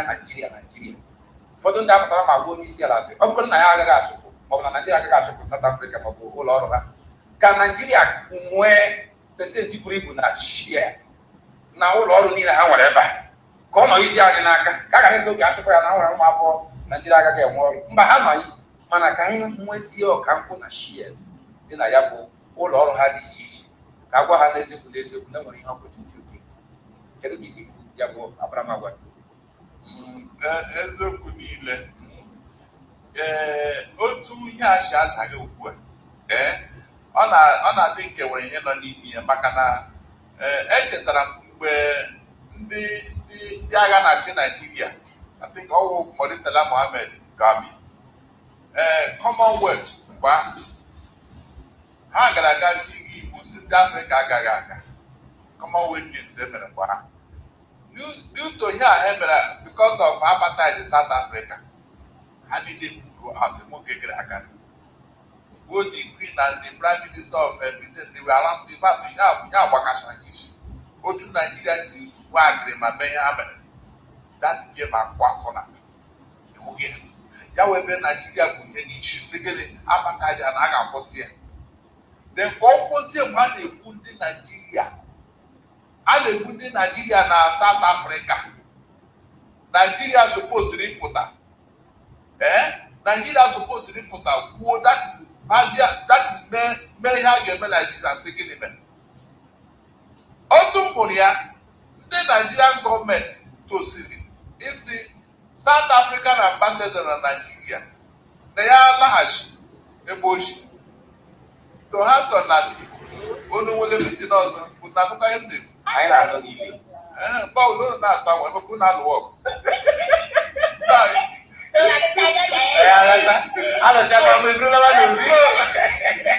so you have to ebe ahụ Nigerian gọọmenti tosiri by this time isi gịnị South African ambassador biko laghachi anyị agaghị na ebe a unu na-egbu isi ụmụ anyị na South Africa ga-abịa nọrọ n'ụlọ anyị ebe a ọ otu mmaara gọọmenti na-echi eme ya mana enwere anya ya ileba anya maka na ọ bụ ihe mgbe otu a ga-abịa leba anya azụ okenye ghọta kedu ndị Naijiria na-egbu na South Africa kedu ebe ha si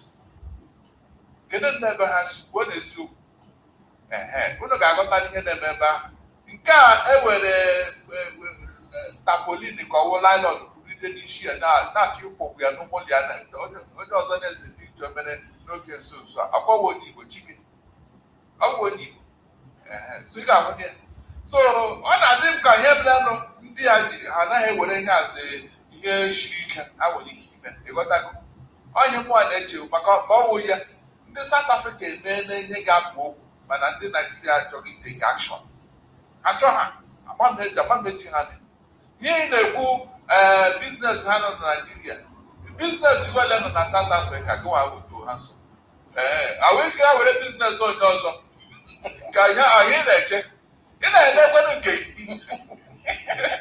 anyị na-eji mmadụ ọ ga-apụ okwu anyị mgbe ọ ga-apụ okwu maka na a na-eji ikpe agawapụ ọzọ mba ofesi ga dee ya ikpe ga-ama mana maazị ihe a na-eme na agamewe ọdịnarị gana chere ọ bụrụ na eme ihe gị na mba ọzọ enwere ụzọ ị ga-esi soro ha gwụla nne gị ya na send their ambassador back ha ga-abịa yọọ cheta enwere mgbe ihe a mere na Nigeria mgbe Jonathan na-achị ọ chọrọ ime South African businesses n'ọhịa ka ọ ga-acheta mgbe ha chọrọ ime ama onye na-apụ license or something like that due to ihe ha mere ghọtago ọkwa oge egburu ndị Nigeria ọsọ onye isi ala aha shiri ebe aha bịa Nigeria o si abịa amahada Jacob Zuma gbawara Mafuza bịa yọọ ayịyọ si gịnị na biko ibere n'ala na-ayọ ndị Nigeria ayọ gọọmenti Jonathan si ya na ha gara na ha bulata mana ọ dịghị ka ihe anyị mkparị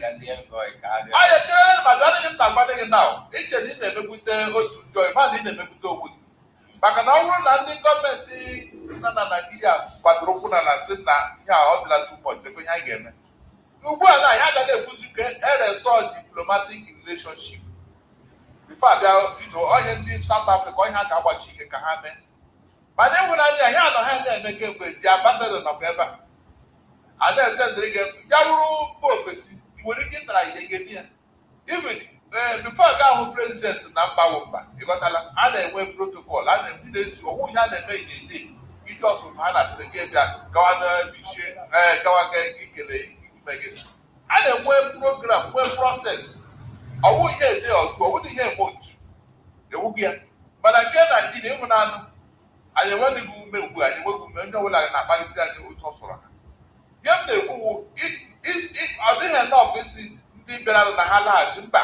send the ambassador back kpọla ya si ya lawa unemejuole atụrụ nke ihe chukwu mba anyị nwere ambassador na South Africa anyị nwe ha fadịka ya dasị a ga-ebe ahụ mmadụ nọ n'ụlọ na-eme oriju amara onye ndị akụ asị aka njem ji akụrụ ọlọta na South Africa ka ya kere ga ngwa garị South Africa nọtị enweghị na-ajụ ajụ ihe ndị a enweghị na-ajụ ajụ ihe ndị a meanwhile majority of ndị a na-ebu na South Africa ọwụ ndị Igbo ha so na ọwachi ewepụta ahụ ha niile ka anyị akweghị ya ewepụta ahụ aka anyị look ndị Igbo na to ha nsọ enwere mgbe ụfọ ị na-eche ndị na-emegbu mmadụ mmadụ na-eme ya ndị Igbo na ọgụgụ isi ha nwere ịma na ọ because ha were great travelers ọwachi afọ onye gara njem ọkụ onye nọ n'ụlọ mara anyị kwere m igwe ha onye a mere ndị Igbo jiri mara anyị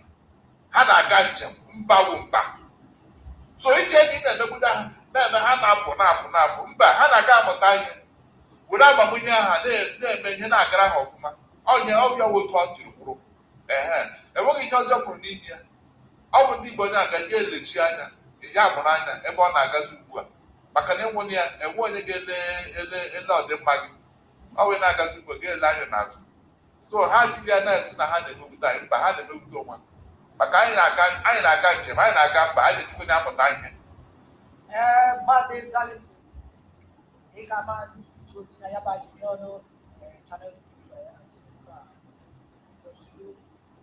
ọ sị na ilecha anya mgbe zuru ezu a ga-esi bọla na Tinubu n'ime ya na ọgbaghara ngwa gị ọ gaghị ezu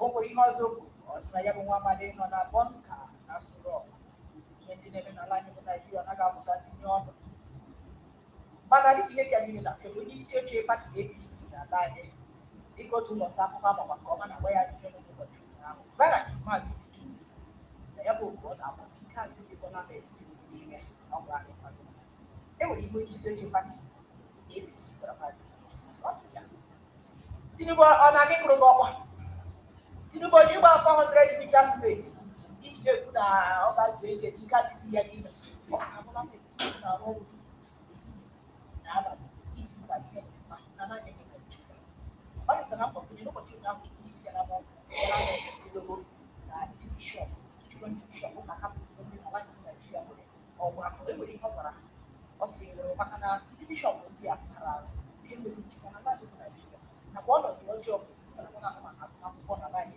n'ọdịbe ya mana bụla Naijiria emegodi net fọm na-ewepụta ihe gbasara agụmakwụkwọ ụmụ akwụkwọ ọ bụ onye chọrọ ịgụ akwụkwọ 4 years na mahadum ọkwa ọkwa 4 years ọ bụ 5 years ma ọ bụ 6 years kwesịrị ihe dị ka a sị gara straik ihe dị na oge nwere nchekwa na nchekwa dị iche iche ewetara akụkọ dị iche iche eji ahụ na ihe ndị a niile gabigara Naijiria barịsta ọ dị dịka ọmụta anyị Igbo biko unu na-echeta na-etinye na maazị wepụga na barịsta ahụ ekwele bịazi ama m na ọ ga-ara ahụ mana biko ka anyị were nwayọọ na-ekwu ihe egogatago anyị ga-ejichi ike maka na a na-amụ aka ịkpara nka so onye m na-ekwu ebe ahụ gaa niile o kwuru ebe ahụ enwere nke wee eziokwu leru n'anya ala enwere nke wee eziokwu ihe a niile a na-akọ ọgba ka asịkwa na enwere ihe egwu unu leru anya n'ala ma ihe ndị okwu ma ọ wee eziokwu enwe eziokwu nọ n'ime ya maka na ihe ndị ọ kpọchara akwa ndị Naijiria anọ n'ọdị ya n'egwu ya bụ nke ọbụla wee eziokwu ndị nọ n'ụlọ akwụkwọ na-akụziri ụmụaka ihe ma ndị na-arụ ọrụ ebe ahụ akwụrụ mgbe Sanu na-ekwu na ha na-aga straik ndị ọwachi ha nyere ha ama n'ọkwa so kedu ihe na-akọ ha ihe niile ekwere ha na mkpa enwere nke emere enwere nke etinyere ọnụ so ihe a niile a na-ekwu ọ dị ka mkpa ekwere nwaanyị na mgbe a na-aga na ebe enyi so emechakwa isidawa ego ole ka na gị kwuru so ọgwụgwọ teji eme ihe ihe a na-ekwu gịnị akụ na ụba ala dị kedu ebe ọ nọ ọwụ na abịa mkpọrọ gị emekere ka emere nka meanwhile ndị ala anyị anọ n'ụdị ya na ihe gbasara akụnụba. Ị gaa n'ime ahịa ga-ahụ ihe na-ada. Ọ na-ekwu dị nke ahụ na before ha ewere ọchịchị bag of rice na ọwụ 8,000 ugbu a na ọwụzi 5,000. Adịgbo blatoro azụ dịka ọ weta ji adịchi amadụ ọ ihe ntụboziri ikwu aja gị na-ekwu nnọọ ihe n'onwe onye ga-asị oke owezu ugbo owezu ukwu exchange rate Naijiria mgbe onye were ọchịchị ọwa ego ole ọkwa 197 ego ole ka ọ dị ugbu mmanụ ụgbọala ego ole ka ọ nọ mgbe onye were ọchịchị ego ole ka ọ nọ ugbu a ihe ahụ ihe Tinubu supposed na-ekwu onye ozugbo ị na-eji ama atụtụ so that onye ọbụla sọkwa eziokwu ya ha gbadara eme n'aka mmanụ ụgbọala onye onye nọ na Naijiria ihe gbasara mmanụ ụgbọala na-elekọta aga m iwe onye na-abanye ụgbọ eji aga njem ma iwe onye nwere ụgbọala ọ ga-atasarịrị ọwachi so ọ wụdịrị ihe ndị a ka ọ wụtụ ụzọ ikwu masị oke ọ eziokwu ọ gbadara na nka oweji akọrọ m n'efe ọbụla ọ na-ekwu maka ụmụaka na-aga akwanụ na-ekwuru okwu ya na otu ego siri ga ịnụọla kemgbe e wepụtara na ndị n'efọdụ ibido na-ekwu ya ndị yunivesiti niile ejighị ego mere na ụmụaka ji drọpụ prof ọha ekwughị na the number of students drọpụrụ na university because enweghị ike ikwuru ukwu ya university ọha etinye ha ego na ego ụgbọ skul na ọha etinye ha ego oke itinye ego skul ịkwụchakwara ụgwọ ihe ị ga-erikwe na azụ nwa na-aga azụ ihe na-ego nne gị na nna gị ha ga-eweta gị ọcha gị mere ụmụaka jiri si na ya na ọ karịala ibido ewepụcha ụgwọ skul mere gị na-eme ị gaghị iri ihe na-aga skul hostel accommodation nkụ so ihe ndị a niile ọ kọrọ ndị bishọp awishi enwe onye na-ebe aha gazi asị na bịa ochere lekwe ihe anyị chọrọ ịnụ from ọ bụ akụ na ụba ala anyị asị na inyogo ndị opposition na-achụ ọwa na-achụ onwe asị na ọnwego onye na-etinye aka na akụ ndị INEC ọnwego onye na-amanye ụkwụ ole onye ọ na-agwa nke ahụ ọ na-agwa ndị bishọp ọ dị egwu ole onye ọ na-agwa adịgbo na Tohansom section let me be specific now. Chapter 2 of this INEC electoral act.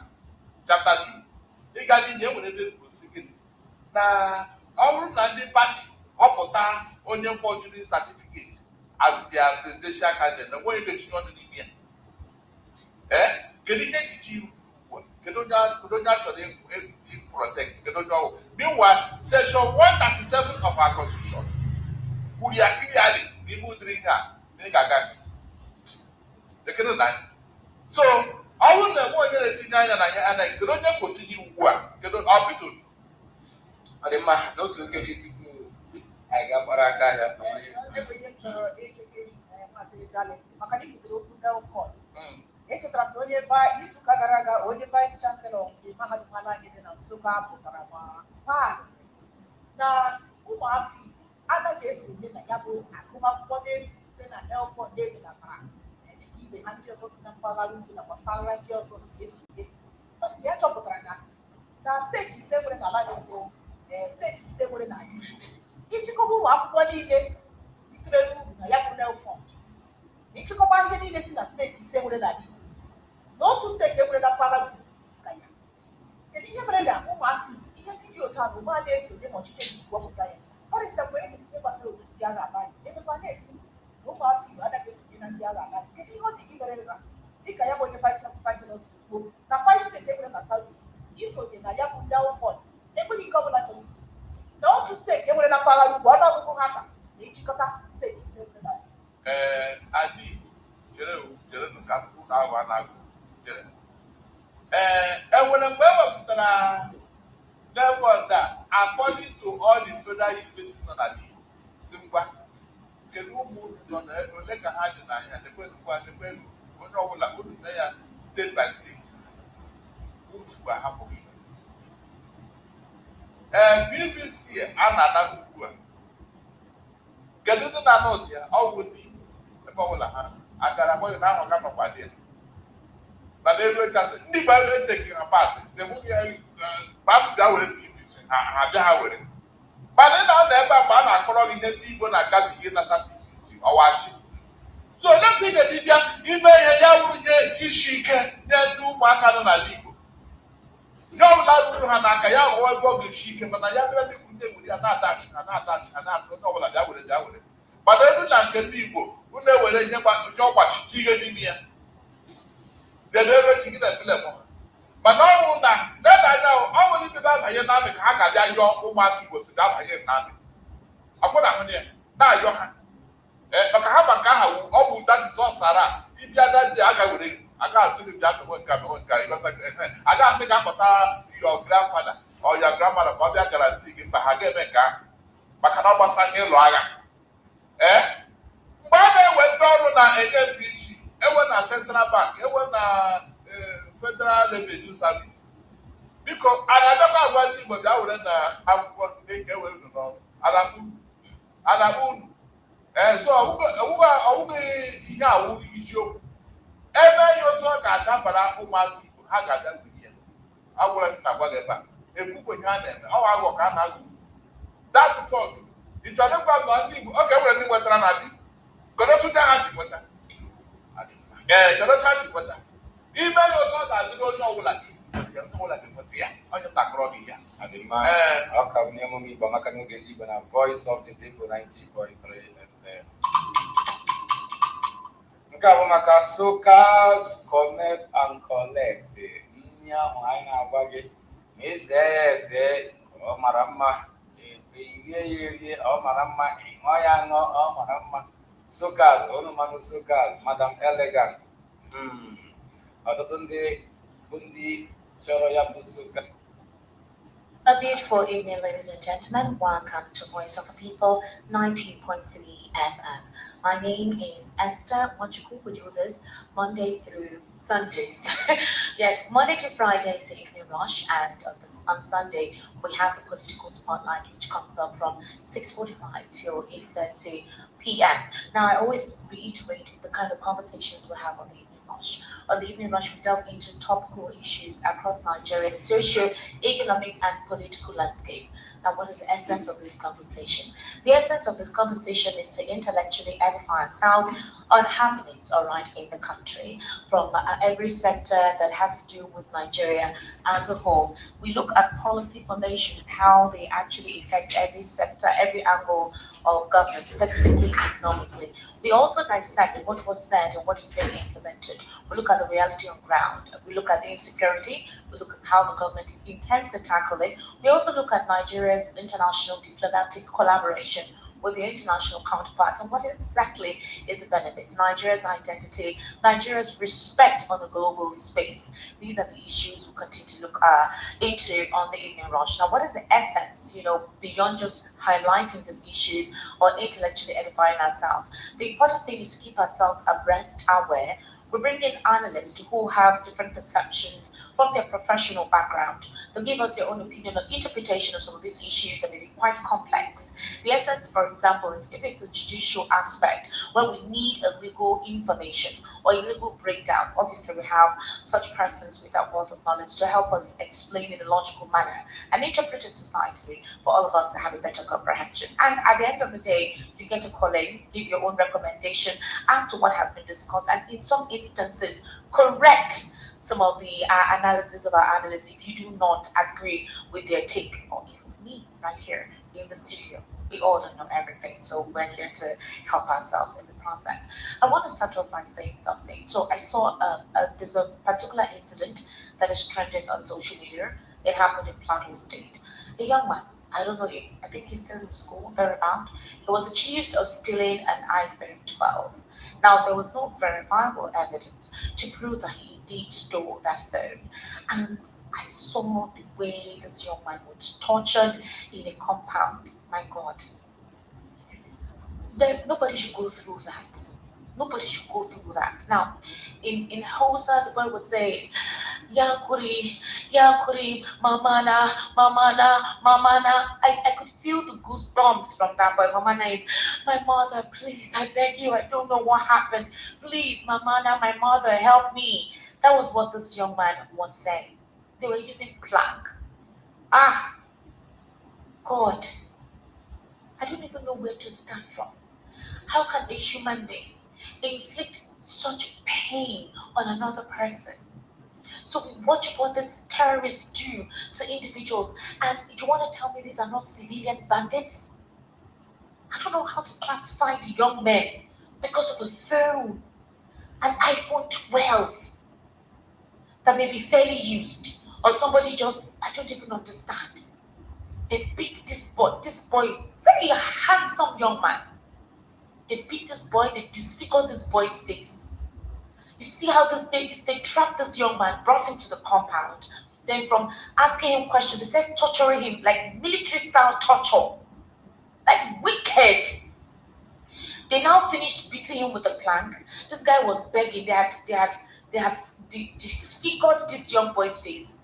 That was not the only. They now asked him to squat. They tied his hand, and they brought a white big paint bucket, and they were telling him to use a spoon to fetch, like, you know, this kind of secondary. If you went to a boarding school, you know, that kind of punishment where they'll tell you to put one of your hand on the toe and raise your other leg, your other hand, your other leg up. You stay in that position that all your blood comes to your brain. In some instances, you may even nosebleed. You start having brain matter come out through your nose. I'm talking about you having mucus come out through your nose when you stay in that position for a very long time. To some point, you may even faint. You know, under hot sun. If you grew up in the north, you know what I'm talking about. The sun there has no tomorrow. It's hot. It literally can fry you if you stay in that hot weather for a very long time. So imagine going through that kind of punishment. They now told him to use a spoon to keep fetching water into an empty bucket. Like grand style punishment, man. These are not Nigerian army or Nigerian police. So when you see human beings do this to another human being, and they're not supposedly terrorists or bandits, these are civilians because of an iPhone 12. Then why wouldn't our leaders treat us like animals? Why wouldn't police officers treat us like goats? Why wouldn't the military man treat you like you are a worthless primate for no reason on the road? I was appalled. Where did we lose humanity? Where? Or is it the one I saw a customs woman poured hot water on her maid? Ah, God. Like, yo. I don't know. This woman has a maid. She disfigured this young girl. She poured her hot water. The hot water from her hand through her breast. God, do you know? Hey, Jesus Christ. I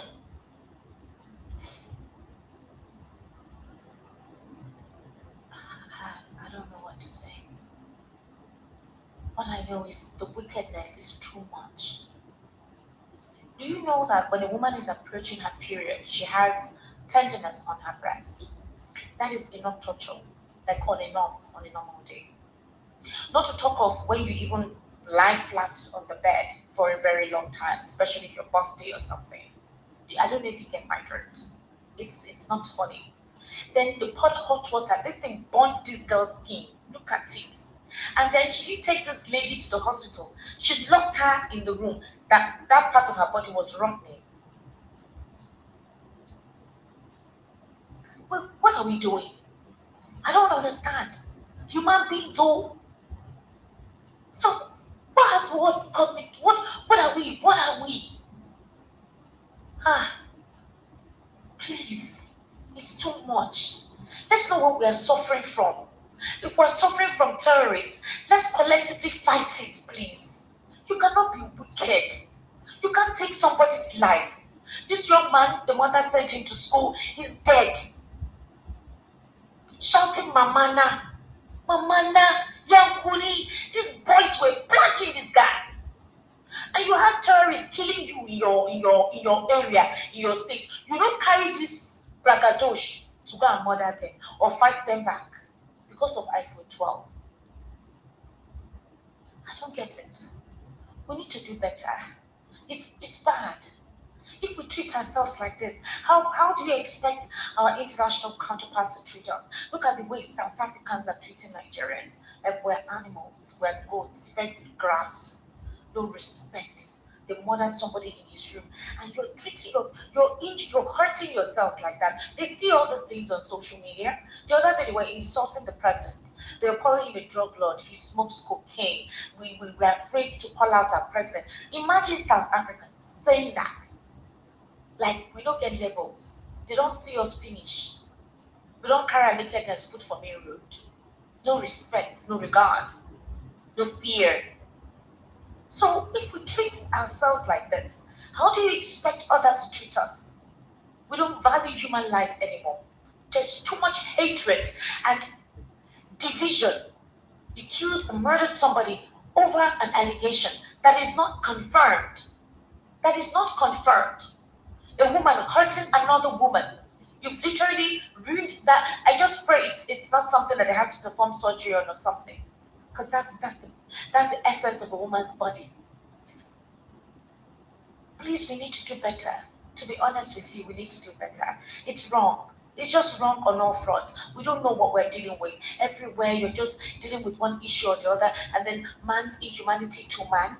Maybe this is what the Bible says about the end time in Revelations. Because when the Bible says nations will rise against nations, and we're already seeing what's going on with the wars, human beings, brothers coveting each other's property, a lot of adultery, nonsense, and it's becoming a moral norm, the demoralization of the society, the lack of value of our culture. A lot of nonsense is being approved, and people are calling it steez. Makes no sense. Well, welcome to the Evening Rush, ladies and gentlemen. My name is Esther Wachuku. Sometimes the life we used to know, seeing it like this, it hurts. It really hurts. All right? Now, we're on the Evening Rush today. We want to look at topical issues affecting Nigeria's socio-economic and political landscape. The situation in Jos, though 3 men or 3 boys have been arrested. I pray they give them such punitive punishment. They should decapitate them if they have to.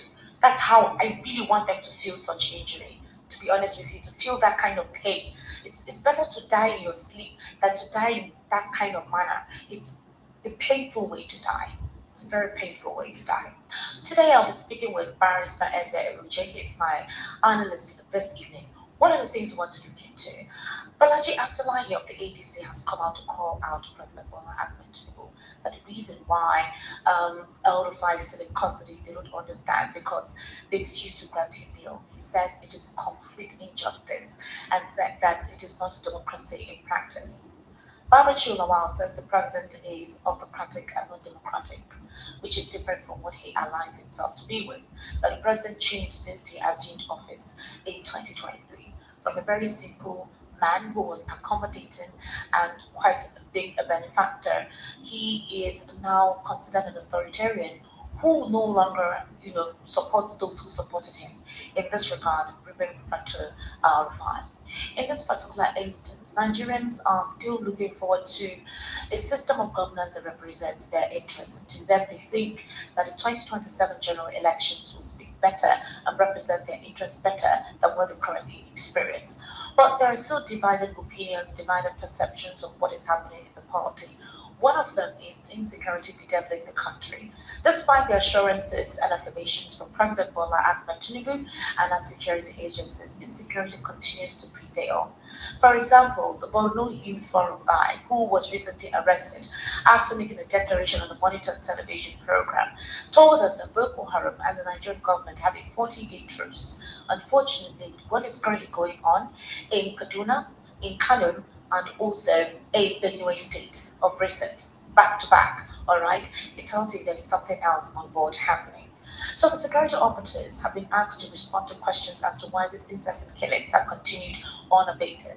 The National Assembly under Godswill Akpabio, Senator Godswill Akpabio, have been called out as to why they decided to remain lackadaisical and redundant, to actually constituting a committee to investigate why we still have this wanton killings, despite the huge amounts of monies allocated to our security agencies. They have refused to invite the Chief of Army Staff, the Chief of Naval Staff, to the National Assembly to respond. They did that last year. but they said they were going to respond in a closed-door meeting. Since then, we've not seen any appearance whatsoever or a plausible explanation as to why they have refused to answer the call by the National Assembly members to give details as to what their strategy is in eradicating Boko Haram. The American government flew about 200 or so US soldiers just recently departed the Nigerian territory.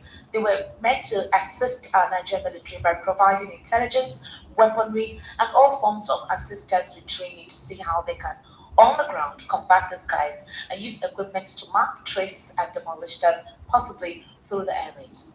Unfortunately, these incessant killings have continued unabated, and there's a big red question mark. What precisely is the government of the day's action towards insecurity? The Oyo killings or the Oyo abduction, thank God that they were released.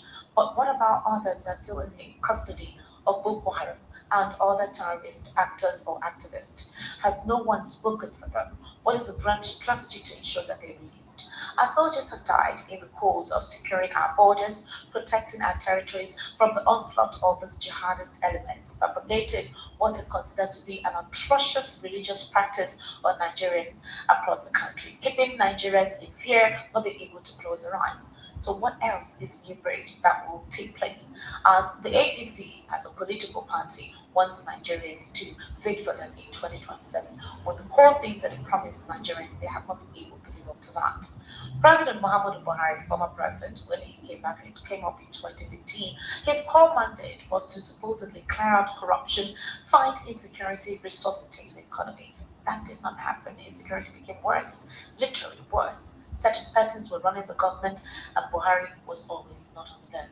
Nigerians thought that Bola Ahmed Tinubu's administration would be better because he was exposed, educationally qualified, and supposedly understands what it is to be ruthless with insecurity.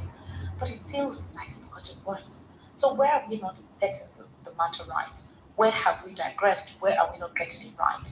That's a conversation we're going to be having this evening while we're speaking with Barrister Eze Eluche, who is a political, national, and social affairs commentator. If you're joining us for the very first time, I would implore you to join us right now on YouTube. We're actually streaming live on our VOP 903 FM, VOP 903 FM on YouTube. You can join us to virtually be part of the conversation this evening. Our Biafra'S family blowing horn, asking President Bola Ahmed to actually allow their person to be released on bail, that his situation is actually bailable. I do not understand why the Nigerian government has continued to keep him in custody despite the fact that on several occasions he is supposed to be given a bail, but the judicial proceeding refused to grant him that bail, considering the audacious prerequisite he was meant to tender in court to actually go through with the bill. The ADC as a political party today, the appeal court nullified what the actual High Court, the Federal High Court did with Justice Peter Lifu last month by saying that the Federal High Court did not have the local standard to ask INEC to register the ADC. Completely considered that ruling null and void and said that it was actually judicial ambiguity and there was no ground for that. There have been complaints against Justice Peter Lifu on the kind of judgments he's been given. In some instances, talks about the decision-making process of Justice Peter Lifu has been brought to question. He was also involved in the back and forth court judgments that was given in Rivers State when they were going through the Broadway with Bumara and Wike, the different back and forth of court judgments. Obviously, these are the issues we're considering this evening. Secondly, while Nigerians are actually looking at the political landscape to see what exactly is going on, the NDC has appealed. We have not heard their case yet. There are expectations that we hear what the appeal court has to say about the NDC for now, being the fact that so far the court has stayed any form of continuity with the NDC. But right now, if things do not take shape the way it is expected, then what happens? Well, we intend to see how that will go on this week, since the ADC's matter has been resolved and we can continue right now with the party process. But some people believe that it was because Atiku decided to do his own lobbying by bringing out the president's record that he quickly decided to ensure that the court restored the rights of the ADC by making sure that they come on the ballot. Is that true? Or we just had court doing its own due process based on the evidence presented, all right, to the panel, or rather to the courts, while the appeal court decided to look into this matter. What's his name? Articles dealing or articles lobbying that pushed the hand, or could we just be the process went through as it ought to be? We'll look into that.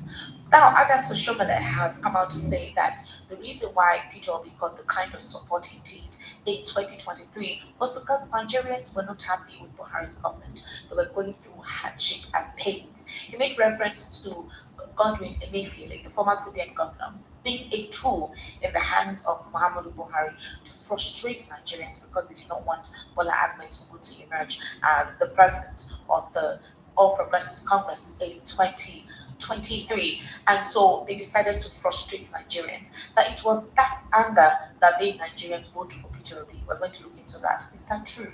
I mean, we say that was the reason why Peter Obi was considered an alternative to an existing or continuity of the All Progressives Congress, because right now they feel that the NDC's presidential candidate is not a threat to them. Ladies and gentlemen, again, like I said, these are the issues that Barrister Eze Eluche will be speaking or having to give us details on today. Now, President Bola Ahmed Tinubu gave us an update on giving an order to the security agencies on the recent Kaduna killings that took place yesterday. We're also looking at the space to see how far and how well those killings were investigated as soon as possible to ensure that the perpetrators of that injustice are brought to book. We also have a situation where Sunday Igboho decided to tell us precisely how he was able to escape the onslaught of the Nigerian DSS security agency when they came to his residence to attack him. He said he almost dared to be arrested, but he felt they were going to murder him, so he left. Then they killed somebody, and then they caught a cat, saying the cat was him. All of that was not true. They brought in a fake herbalist. He said all of those insinuations by the security agencies were not true. Nigerians were asking him, why exactly are you saying this? You're alive, you're here, and you're free, and you're supporting the government of the day. So what precisely is the essence of this detail? Some persons felt that Sunday Igboho has become politicized and no longer the activist that was fighting for true identification of the Yoruba nation. In fact, there were talks that he was being sponsored by the president, although he has come out to debunk all of those insinuations against him. The Kaduna State Governor, Sani, is saying that he wants to bring back balance in the state. So his deputy is going to be a Christian and not a Muslim. According to Basani, he believes that he's not supporting the Muslim ticket because Nigeria is not a Muslim nation. Nigeria is a secular nation. And so to maintain that form of identification and not have a situation where you're having Muslim tickets from the federal and across most of the state governments, especially in the north, the fragile situation in the country, and to bring in peace and harmony and due representation in Kaduna State, he is bringing a Christian vice president. A Christian deputy governor rather. But who that person is, he has not disclosed. According to him, he wants to prevent the pressure of Nigerians having to toll that person or check out that person. Well, we're going to be looking into this in the course of the conversation this evening while I try to contact Barrister Eze Eluche. We'll be right back after this break.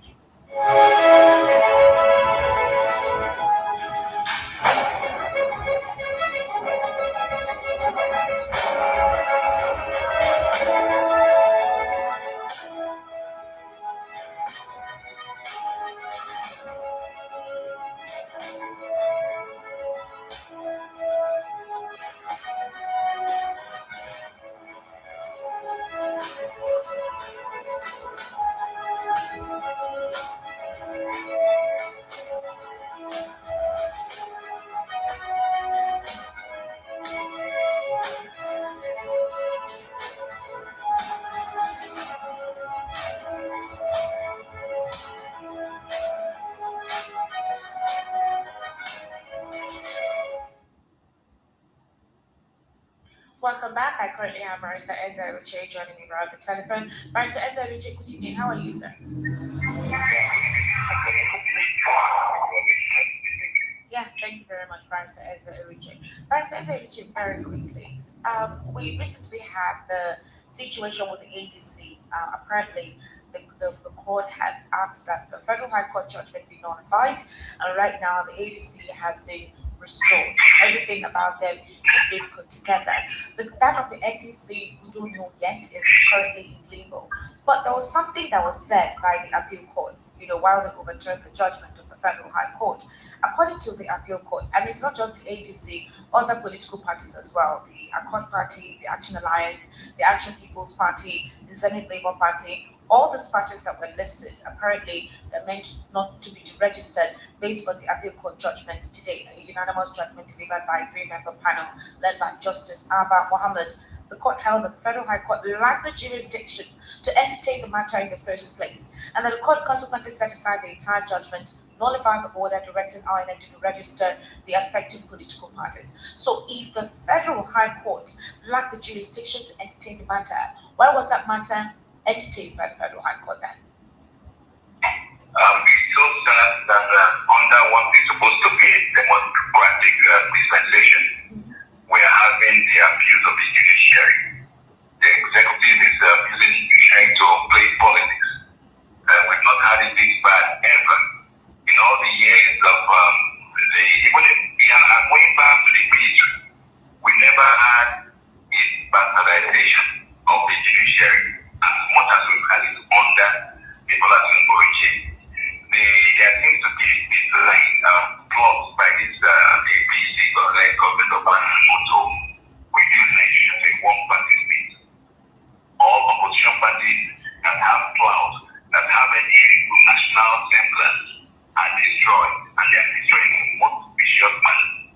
Initially it was PDP, then it became the Labour Party, then when opposition leaders coalesced under the ADC, the focus was on the ADC. So now that there has been a modus of the NDC, there is also effort to destroy the NDC. It is quite unfortunate. And I just hope that the political regime will realize the danger they have is forcing on Nigeria, because Nigeria can never be a one-party state. And any effort to reduce us to a one-party state will be resisted by the people. Nigeria is multi-religious, multi-ethnic, and a diverse country. We cannot be put under one party. The area that Tinubu understands this reality is better for him and his comrades. Thank you very much.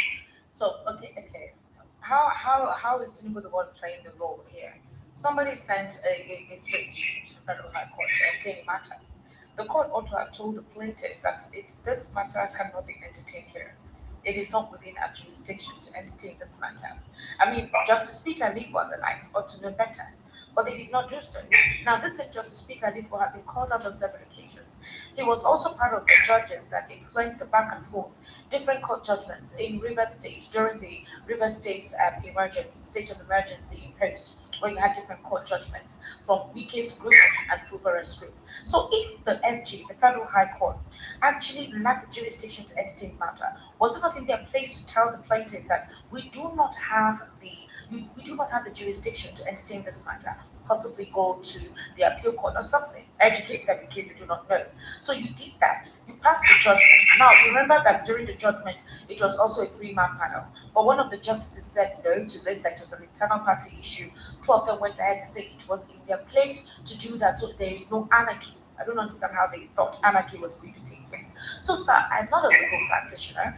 The talks that are legal, legal terms or templates have become so ambiguous that even the lawyers right now don't even know how to break it down to a logical reasoning or interpretation to non-legal practitioners. So help us understand this analogy. Now, the reality is this: for quite a while, the judiciary has been bastardized.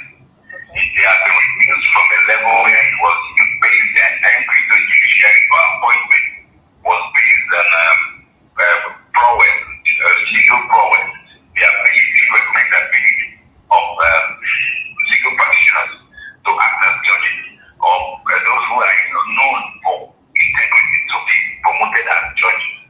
That was the past.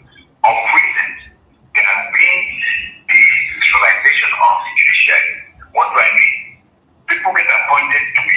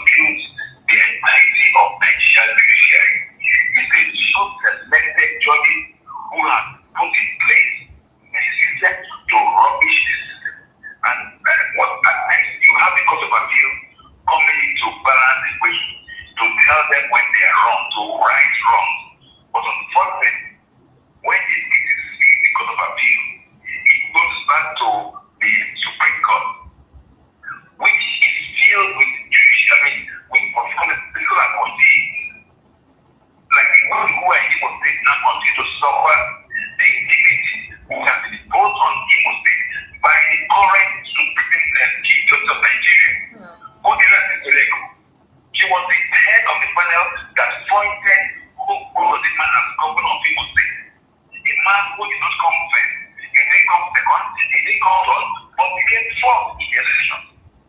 And for very illegal reasons, he was poisoned. So please, nobody should use what is going on in the judiciary now to condemn the legal profession. We have, like, most of Nigeria also been gathered and seeking liberation. But will we be liberated? Yes. Because if Nigeria continues in downward spiral, we are finished. So when you keep on acting this based on the law, what that is not law. It's not law. It is politics. Where you have some budget they used to play politics. And unfortunately, it is a very, very sad development. Because once the judiciary and the parliament become a state of anarchy, a state whereby whatsoever the citizens, the president wants, he gets. There will be a time when it will not work. Hopefully, for 2022 election, this whole scenario will have to change.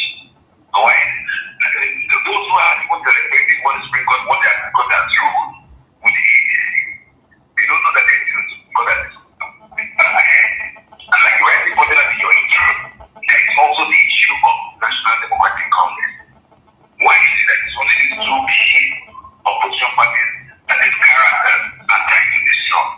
And you don't hear about any action, any litigation against the APC because the system has been corrupted and bastardized. And that is very sad. But it cannot work. Because if it works, if Nigeria will be dead.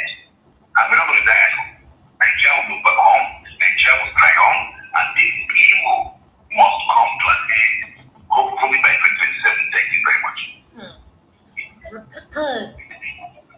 Okay. So Atiku Abubakar, the ADC presidential candidate, is really not leaving the neck of President Bola Ahmed Tinubu.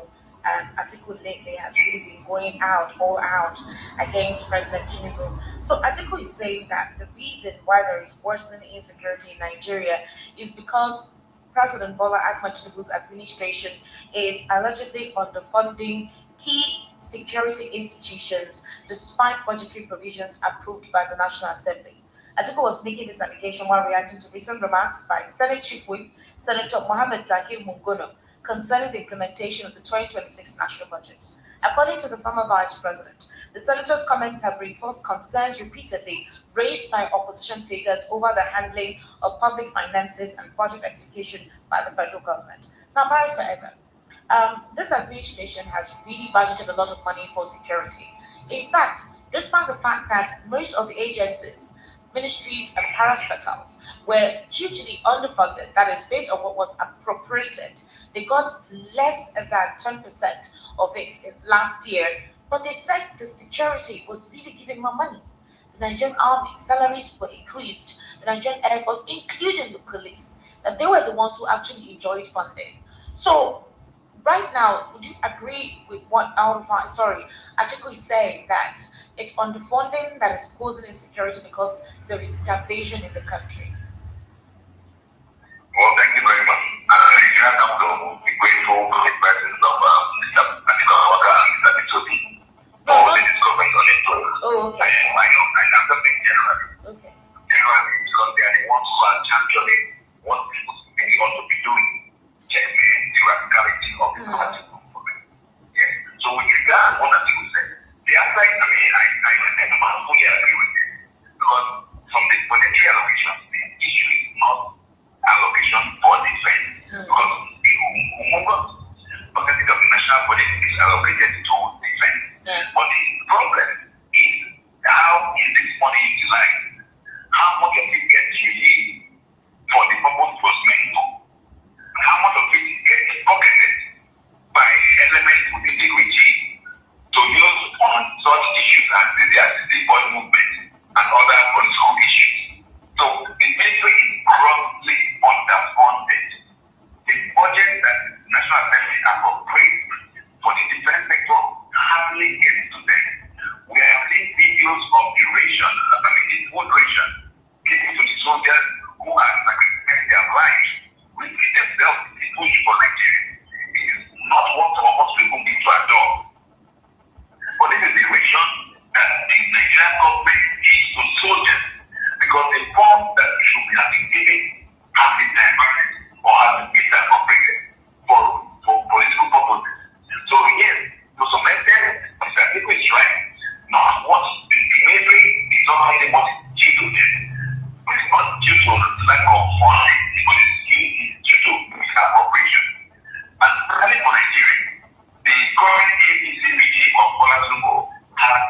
opposition, his supporters, his presence in various agencies that should make this appropriation of funds, ranging from the EFCC to the ICPC and other monitoring or regulatory agencies that take place when funds are appropriated. They don't do that.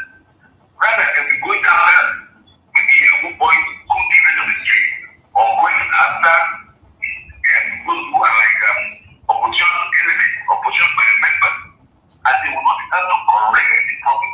So the thing does not get what you do there, but basically due to misappropriation.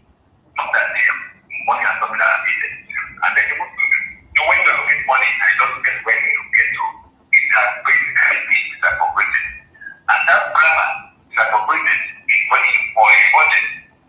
It's just big English for stealing. Because when a budget is high, it becomes law. And if the budget provides for a specific kind of funding and it's sent to somewhere else, the money has, in practical terms, been stolen.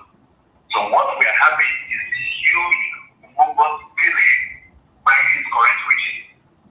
Thank you very much. All right, Barrister, I don't know if you heard that this month, in July, Nigerian Vice President Kashim Shettima led a high-level delegation of state governors to the Republic of Benin to peer review the successful Glo-Jibe Industrial Zone model. The idea is Nigeria is learning, from Benin Republic how to link agricultural production directly with manufacturing and value addition for cotton, cashew, and soybean. So basically, it's for agriculture, raw material processing. Nigeria wants to adopt Benin's strategy of processing local raw commodities into finished export goods instead of exporting raw materials. Okay, the delegation evaluated how Benin successfully attracts private investments to run structured industrial parks, and the leaders are exploring how integrated farming and industrial zones can stimulate youth employment and non-oil exports back in Nigeria. Now, critics have come out to ask that, seriously, Nigeria is learning how to supposedly link local processing into raw materials from Benin Republic? Okay, why should it be those high delegation? Why not students from federal agricultural technology schools? This is one of the ways through which they can learn. They call it a means through which monies are being diverted, waste of funds of all countries, Benin Republic. Can't Nigeria learn from anyone? If there is something Benin Republic is doing right and Nigeria feels they can learn that model, is it wrong for the Nigerian government to go check it out? Thank you very much. This regime, I have repeatedly stated, is shameless. And they want to drag Nigeria down the path of infamy and shamelessness. Benin Republic has a population of maybe less than the size of Lagos State. The Republic is no match for Nigeria. Many entrepreneurs in Nigeria would have thought those government officials when they went to waste the public funds in Benin Republic. And I believe most of them went there basically because of the Executive. So they're going to collect thousands of dollars in Executive for traveling to Benin Republic. Their shamelessness is insulting. So you think it's a shameless act? Because they were accompanied by state governors, Abdurrahman Abdulrazak of Kwara, Hope Uzodinma of Imo State, Umar Nnamdi of Jigawa, Umaru Diko Rada of Katsina, Caleb Utuwang of Plateau, and Dawuda Lawal from Zamfara. So you think it's extra they went there for and not to learn and implement it in their various states?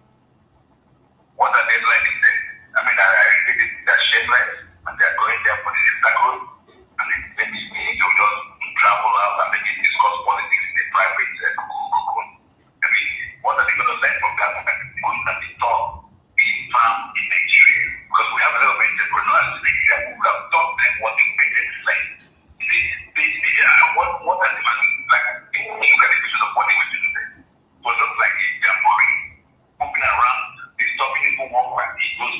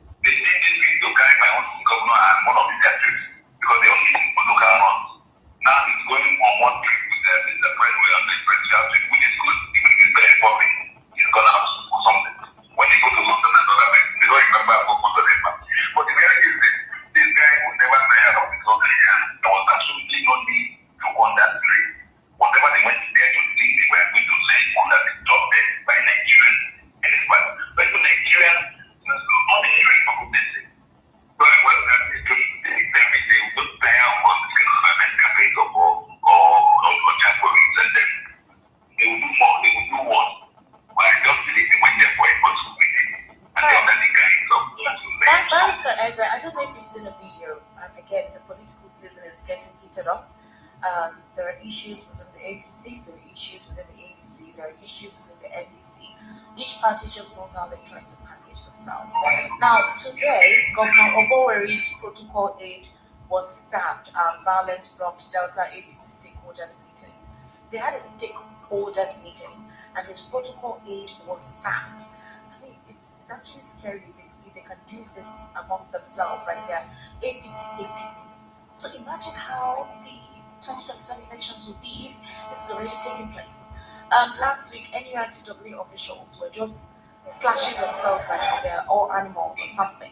So what are we dealing with here? Over what? Nobody can get in their stakeholders meeting. All of a sudden, if you're watching us on YouTube, you'll see that video. I think Zahara TV posted it where they were taking up chairs, hitting themselves. Apparently, this is what we're seeing in our political space. How do we now say these individuals have the interests of the people at heart? Thank you very much. The reality is we are seeing the struggles of a decayed empire, of a decayed regime that wants to hold on to power at all costs. They have claimed they have 35, 36, or 31 governors in their city. They hold the instruments of coercion, the police, the military. They have the judiciary. They have the INEC. Until you see desperation in everything the APC is doing, because they feel that this is their dying days. So when we will experience more and more of this airline, because they are very desperate, and it's across the country. But Nigerians should realize that we have to sacrifice and fight for our dignity. We cannot continue in this way we are going under this regime. Those who were in the middle at the beginning of the political regime have become part of the abject poor. I mean, it's so sad. We should ask ourselves, 2-3 years ago when the regime came, what you can afford, can you still afford it? And if the answer is no, it applies to millions of Nigerians. More over 100 million Nigerians have been dragged down the poverty line. So what you see is just doing by all this you see repeated all across the country, it desperate around the power. And then you have to tell them that yes, you can do what you have to do. You have all the instrumentalities of the state, but it's not going to work. It simply cannot work. Because for them to succeed, that means the country will be dead. Now we cannot, Nigeria is a great country. Nigerians are great people. And we have to restore our dignity. We have to restore ourselves. And that's back to the daily job. So in confidence. So the bottom line is there will be more of this. Sadly, some people may have to give up because there are several people slain and all that stuff. But we have to protect. And let me also remind that. Oh wow, I think we're having a network situation. I'll try to call Barrister Ezebichiba. But first of all, let's take a very short break because the next question I wanted to ask him was about the Minister of Works, Mr. David Umahi. So the Southern Kaduna People United Association, you know, Mary Habila is from there. They allege that the Minister of Works, David Umahi, threatened their national president, Engineer Tabara Samuel Kato, following the group's lawsuit seeking an independent investigation into the controversial death of 26-year-old nurse Mary Habila. So there was an emergency press conference today, and they claimed that Umahi called Kato via WhatsApp at about 9:39 a.m. on July 28, which is today, after learning of the suit and a television interview of the president granted on a monitor television program on Sunday. So the group, the Kaduna People's United Association, they held an interview on Channels Television on Sunday. So according to Kato, the minister identified himself during the call before allegedly issuing threats over the legal action. That the minister said, let me read it out, I am David Umahi, the Honorable Minister of Works. I saw your suit against me. You need money, right? I will teach you a lesson of your life, such that you will learn never to mess with a person like me.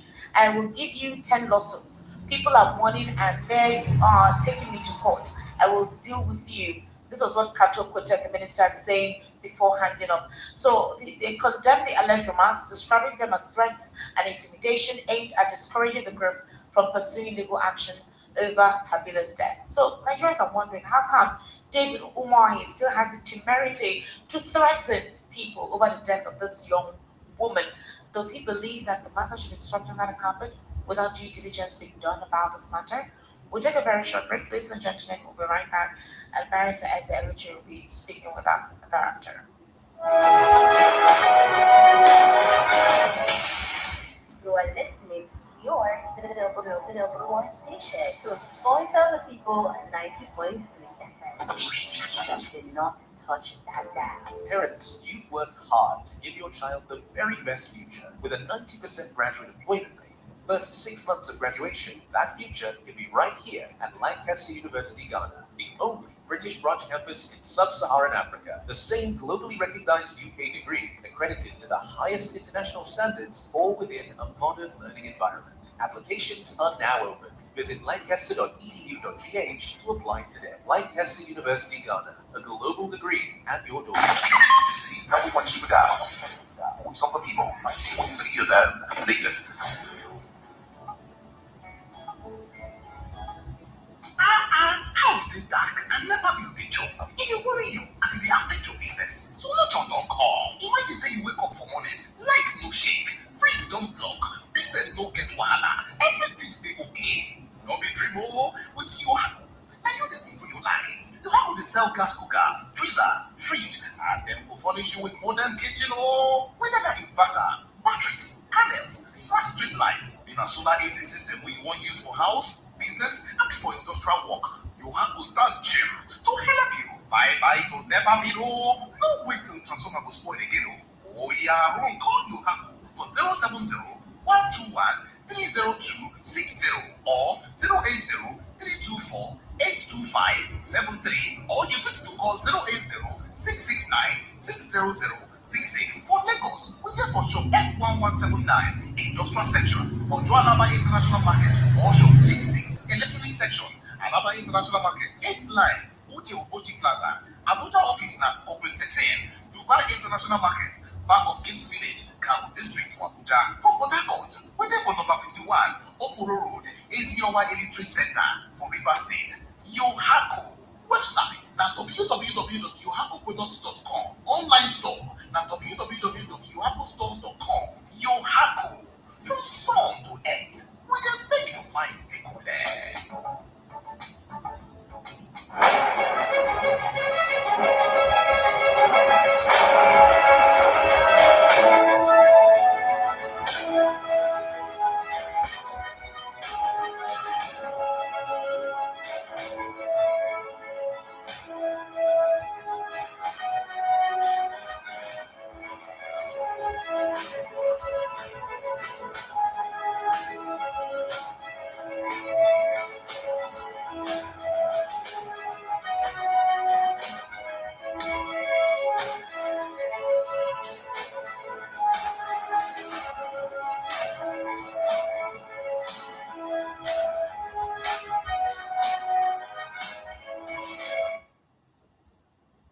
Welcome back. This is still the Evening Rush right here on Voice of the People, 90.3 FM. Barrister Ezeluchi, thank you for staying with us on the line. Barrister, very quickly, before I head on to Nasir El-Rufai's matter, the Southern Kaduna People's United Association, they have alleged that the Minister of Works, Mr. David Umahi, threatened their national president. So the national president was on Channels Television on Sunday, I think Sunday evening thereabout, and that they said they were going to write a suit. They were going to sue the Minister of Works, Mr. David Umahi, for their daughter, Mary Habila, the nurse who passed on, and they're asking for an independent investigation. Now, this Southern Kaduna People's United Association said that David Umahi called him at 9:39 a.m. today and identified himself as Dave Umahi, the Honorable Minister of Works, that he saw the suit against him and he, like, you need money, right? I will teach you a lesson of your life such that you will learn never to mess with a person like me. I will give you 10 lawsuits. People are mourning and there you are taking me to court. I will deal with you. This was what this man said that David Umahi said to him. So the group are reiterating their demand for proper independent autopsy to clear all doubts surrounding the circumstances of her death, rather than a hurried burial without proper medical answers. Now, here is the thing, Barrister Eza. The father of this girl says he doesn't want any autopsy on his daughter. He wants her to just be buried. David Umahi was even the one who initially suggested by himself, despite the fact that he is I don't know what's the term that you use for such a person who is at the center of this incident, this unfortunate incident. And he said he demanded that an autopsy should be carried out. He also made statements that this girl is like a daughter to him. She stayed with him for 3 years, said that he's been treating her, she has a medical condition, that he just won't pay the last tranche of money. Some Nigerians do not believe it. They believe that it's an extracurricular activity, that role that she was playing for Mr. David Umahi. But however, how would you react to this development by this Southern Kaduna leader? Thank you very much. This whole episode is so disheartening. It shows how weak and professional the law enforcement agencies in Nigeria and the police in particular under the current invasion of police principles. Because we have in this instance, we have a death, a suspicious death in a private residence. So the autopsy should be autopsy in most safe countries. Autopsy is automatic.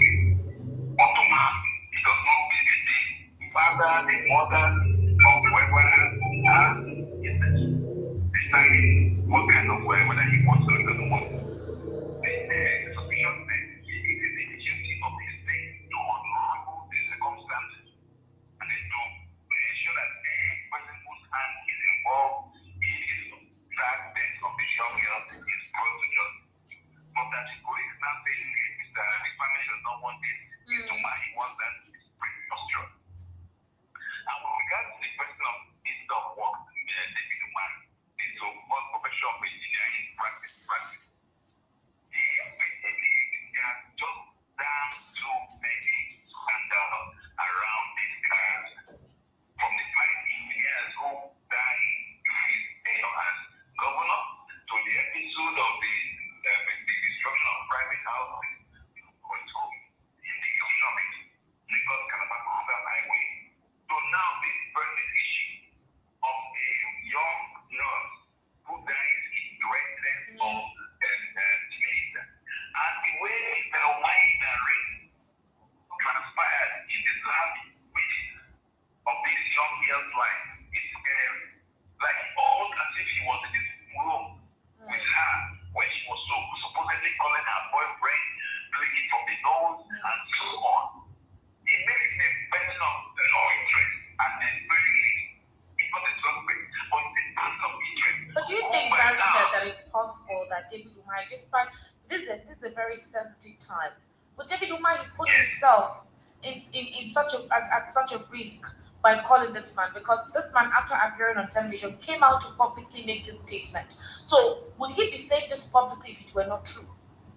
You know, for David Umahi to have identified himself this morning, because the supporters of the government will say that David Umahi is doing the work of the president, and these are those who want the downfall of David Umahi, because as a Southeasterner, he's one of the elites who are supporting the APC or supporting the president. So anything to brandish him in a negative light will be consumed by the opposition. A couple of them believe that nobody should say anything about David Umahi's case, and that it is possible that David Umahi is actually innocent of these crimes. These are the supporters of the government. Anything that has to do with the government, nobody has committed any crime, so they will support it. But is it possible that David will expose himself further, despite the fact that he's been considered as a major suspect in the death of this young girl? Would he embarrass himself further or implicate himself further by doing this, calling this young man and threatening him? Now, this is the political era, so I will not venture into the young man, not that whether it's clicking or whatever, or rather focus more on what David Umahi has said himself. All right. What he has said. And what he has said is enough for him to be brought in for questioning. Simple. And I mean, whether they call the young man or not can be subject of debate or negotiation or whatever, but what has he said himself has implicated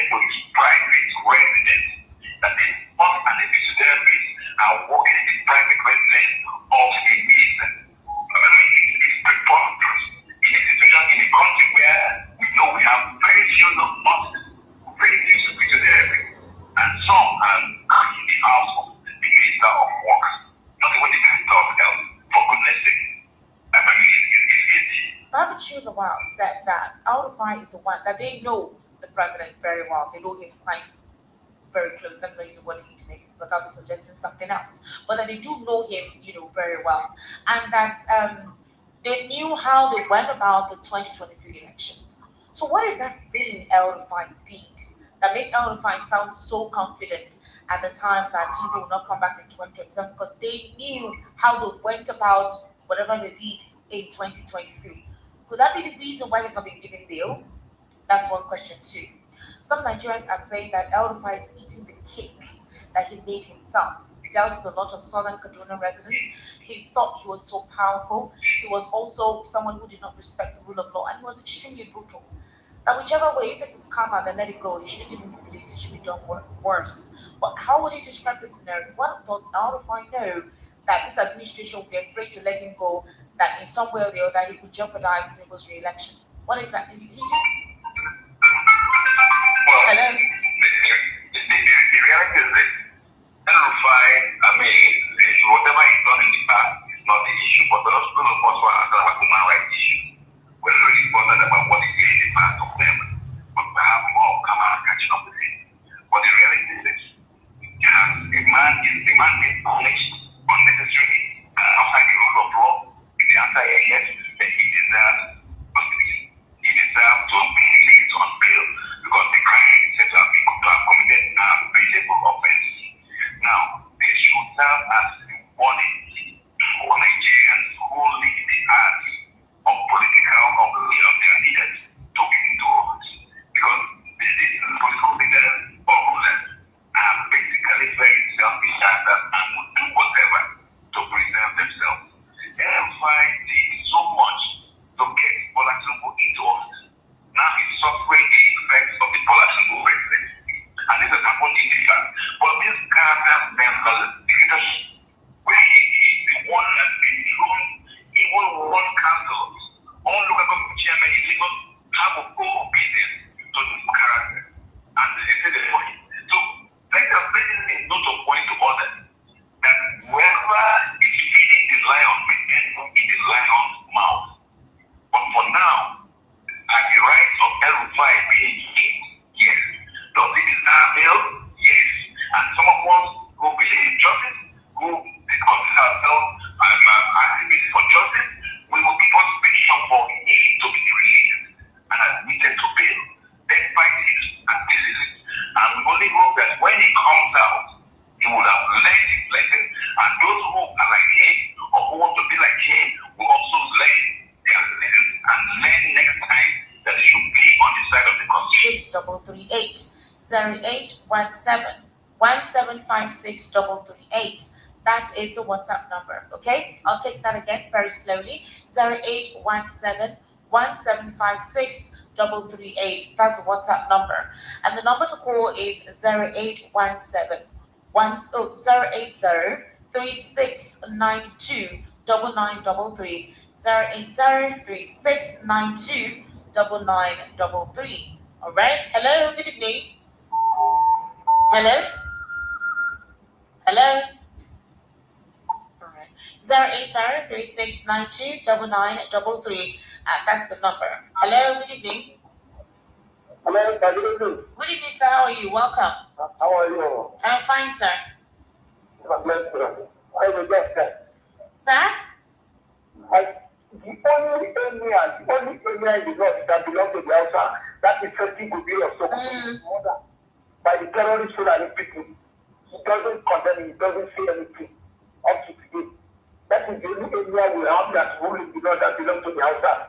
It was one about 2 years ago. He doesn't say anything. The security system in this country.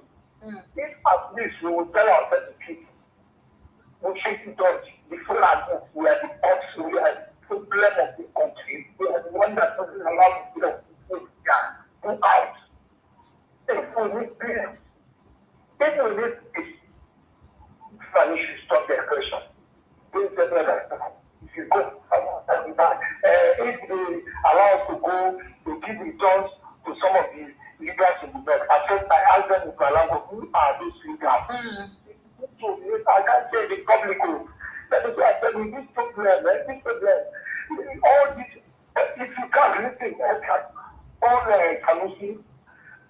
Sultan, wherever you go, down the street, whether man in Goa, rather than all the customers in class. Yeah, you know what the people are just, yeah, they are so bad because I put the level of my friend is that talk to them, I said I will listen to them. Because I talk to them as another animal of 6 years, and you listen to him. They said I should promise them that when I felt fascinated from the military that everything happened, I should tell the person that I said I want to prevent it to happen. If I did it, yes, 3A. Thank you so much, Madam. Yes, Madam Ibrahim, just send me your number or send a text message there now, please. I'll call you personally. Okay, I'll do that. All right, thank you very much, Madam. Thank you, okay? Wow. 08036929933 and your WhatsApp message is 0817175638. Hello, good evening. Yeah, good evening, Esther. Good evening, sir. Welcome. Sorry, thank you for waiting on the line. You for carry this man come to studio. You go send me data. It's very, very bad. Before you know it now, we have entered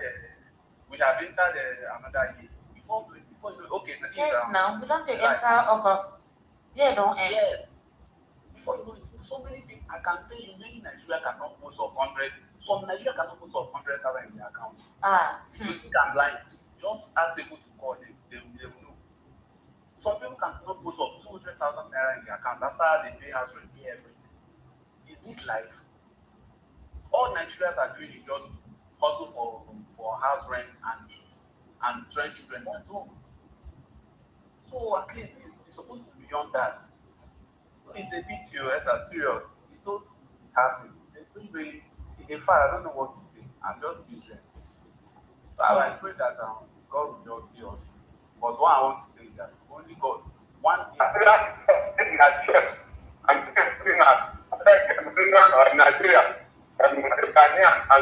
Nigerian. So, that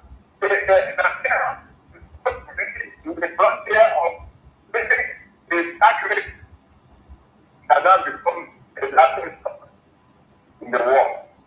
It is so unfortunate that up till now, when they are just thought that the American government wrote a letter, some wrote a letter to congratulate the people that is fighting insecurity and whatever. When they were people are different. Very different. Up to now, it is today. All the world up to today, don't have a thing. This continent, government, and said Nigerians would work with it. Until that happens, that let us do a situation where everybody goes their own way. Let's restructure. Let's realign this. Until that, this is what we have. Okay. So what is the topic this evening? Is it also make Nigeria to work? You're saying that Nigeria will not work because of the current situation. I'm saying we should prefer solutions. The reason why we have these conversations is to make it work. And I've always said it, the only way we can have this desire, if we're not comfortable with things, is to press on to our National Assembly members to push at the Senate that the Constitution must be realigned. Whereby, if you say we want to go our separate ways, then we do that without any form of blood being shed. Yes, I just went to listen to her. We tell people, that picture, one of that person say from wherever, I just went to listen to her. I cannot kill myself. God will give us life. I'm not their leader. If our leader give us life, I'm not happy. Welcome. Because when I sound like this, just look at the way their master people will not be great life. Let me just ask a simple question. You don't hear when Kanu condemn this way they going on. You don't hear when our first president condemn this way they going on for us. You don't hear all these leaders, big leaders for us condemn this way they go on. They cannot. There's no solution on this. The people who they talk say when they carry somebody there, but they know the plus and minus. When we know this info when they going on this country, some people really they benefit for it. God, I don't know when people wake up for one day, just think that take human being life, like their life just concern. Wait, the next time he said, these people are killing. He had with peace with them and he had anything. He had, he tell me, says God will not forgive anybody way and they day for history. I know they never kill my people and people poor, but this way is going on. I'm not support, I'm not happy. No matter anything somebody do, you don't get like you take life, maybe you cannot Exactly. Can you take this life back? Okay, now just put it like this. How many times like I would take this? But we get back for nothing like this, we don't come so. Yes, sir. Please go ahead, sir. I'm very grateful for you remain the voice of the people. Because through you people will be able to separate the conflict and issues that happen for you people. Thank you, sir. Because the guys, every one of you, from you to analysis, well, but to blessing people. What we are seeing in Nigeria is not different from what happened in Somalia and Sudan. And our prayer is that God should not allow us to descend Sudan to Somalia, because Nigeria is speaking towards Somalia and Sudan. That is my It will benefit us, fine. But if some persons don't want it to work, then let's all go to the National Assembly and tell our representatives in the different constituencies to see how we can begin to restructure or see how we can peacefully go our way. That's what I've always said. Because if people don't love themselves and they say they don't longer want to stay together, I mean, then why don't you do the needful in responding to it? But if we want Nigeria to work, we need to talk about making it work. All right? So, Mr. Oyebugod, I really don't know. I know that we're really all going through a lot. But what choice do we have? Some people don't even have their international passports to say they want to go to this airport here to travel out of this country. Don't talk of people going to Cameroon or whatever. So if anything happens, where did they go? They have to stay here. So for now, we have to make it work. Esther, I know Yelesho Ore is your friend. Pico Makachuku. Help me beg him to please consider his aged mother, who is somehow a younger sister to my mom. He should think of his lovely wife and sister, to Nnamdi, former Minister of Science and Technology, to Baja Saga, and now Dave Umahi Therapy Saga, and all the people that surround the president. Square pegs in round holes, all based on party loyalism, not on capacity or competency. That is why we're in this nightmare. All the taxing, the daylight of you, borrowing with billions, what are they using it for? It's just for living their luxurious lifestyle. Vote buying, wasteful, unnecessary, and unfruitful traveling that hasn't brought any investors. All they know is lies.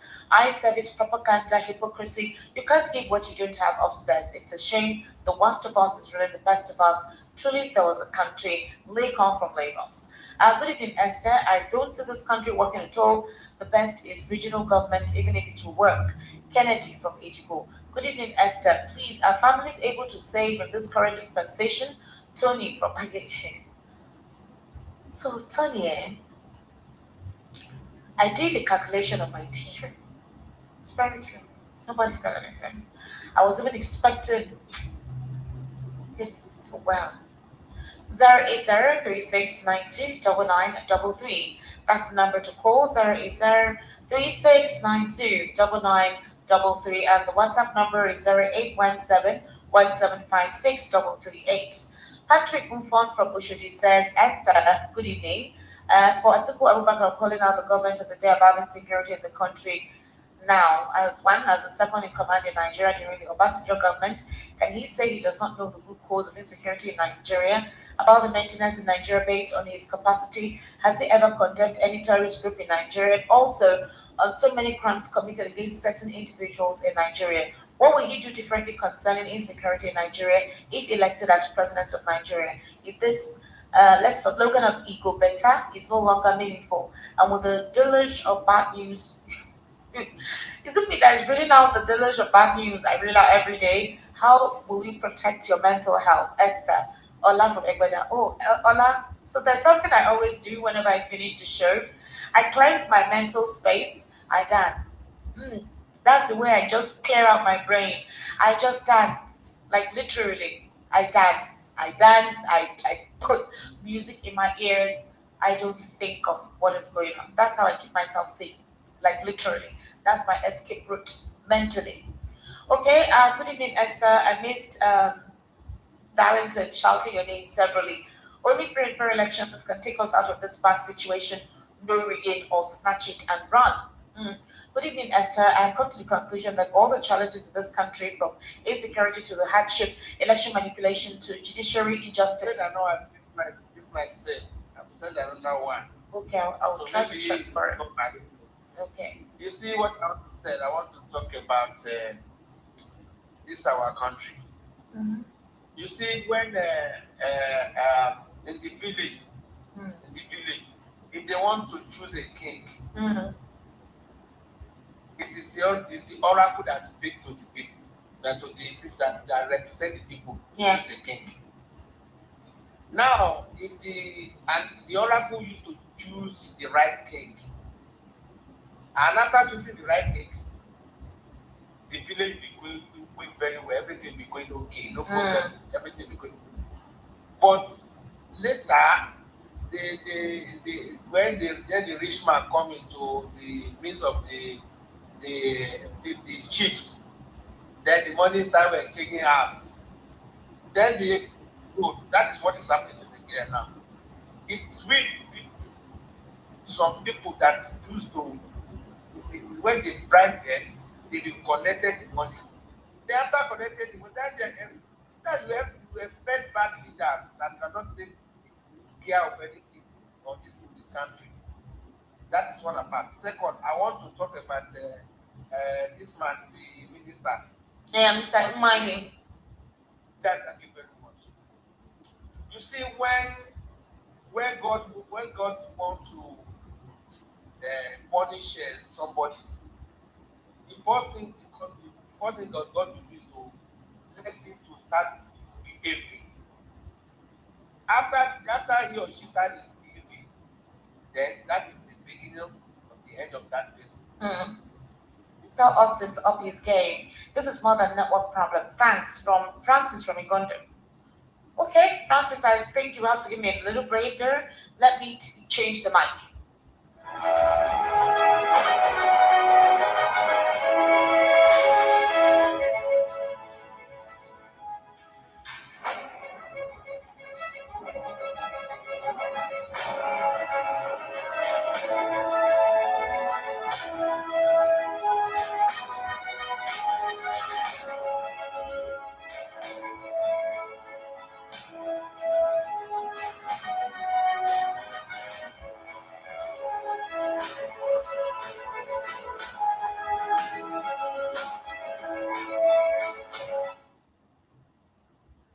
Alright, I hope the mic is better now. I've changed the mic. I hope this one is better, that you can hear me. Alright. Francis from Uganda, kindly identify me if you can hear me now. Okay? Alright, thank you very much. Esther, this lady, what did the lady do? What did she do? Okay, I'm coming. Let me read your messages. Esther, this lady's death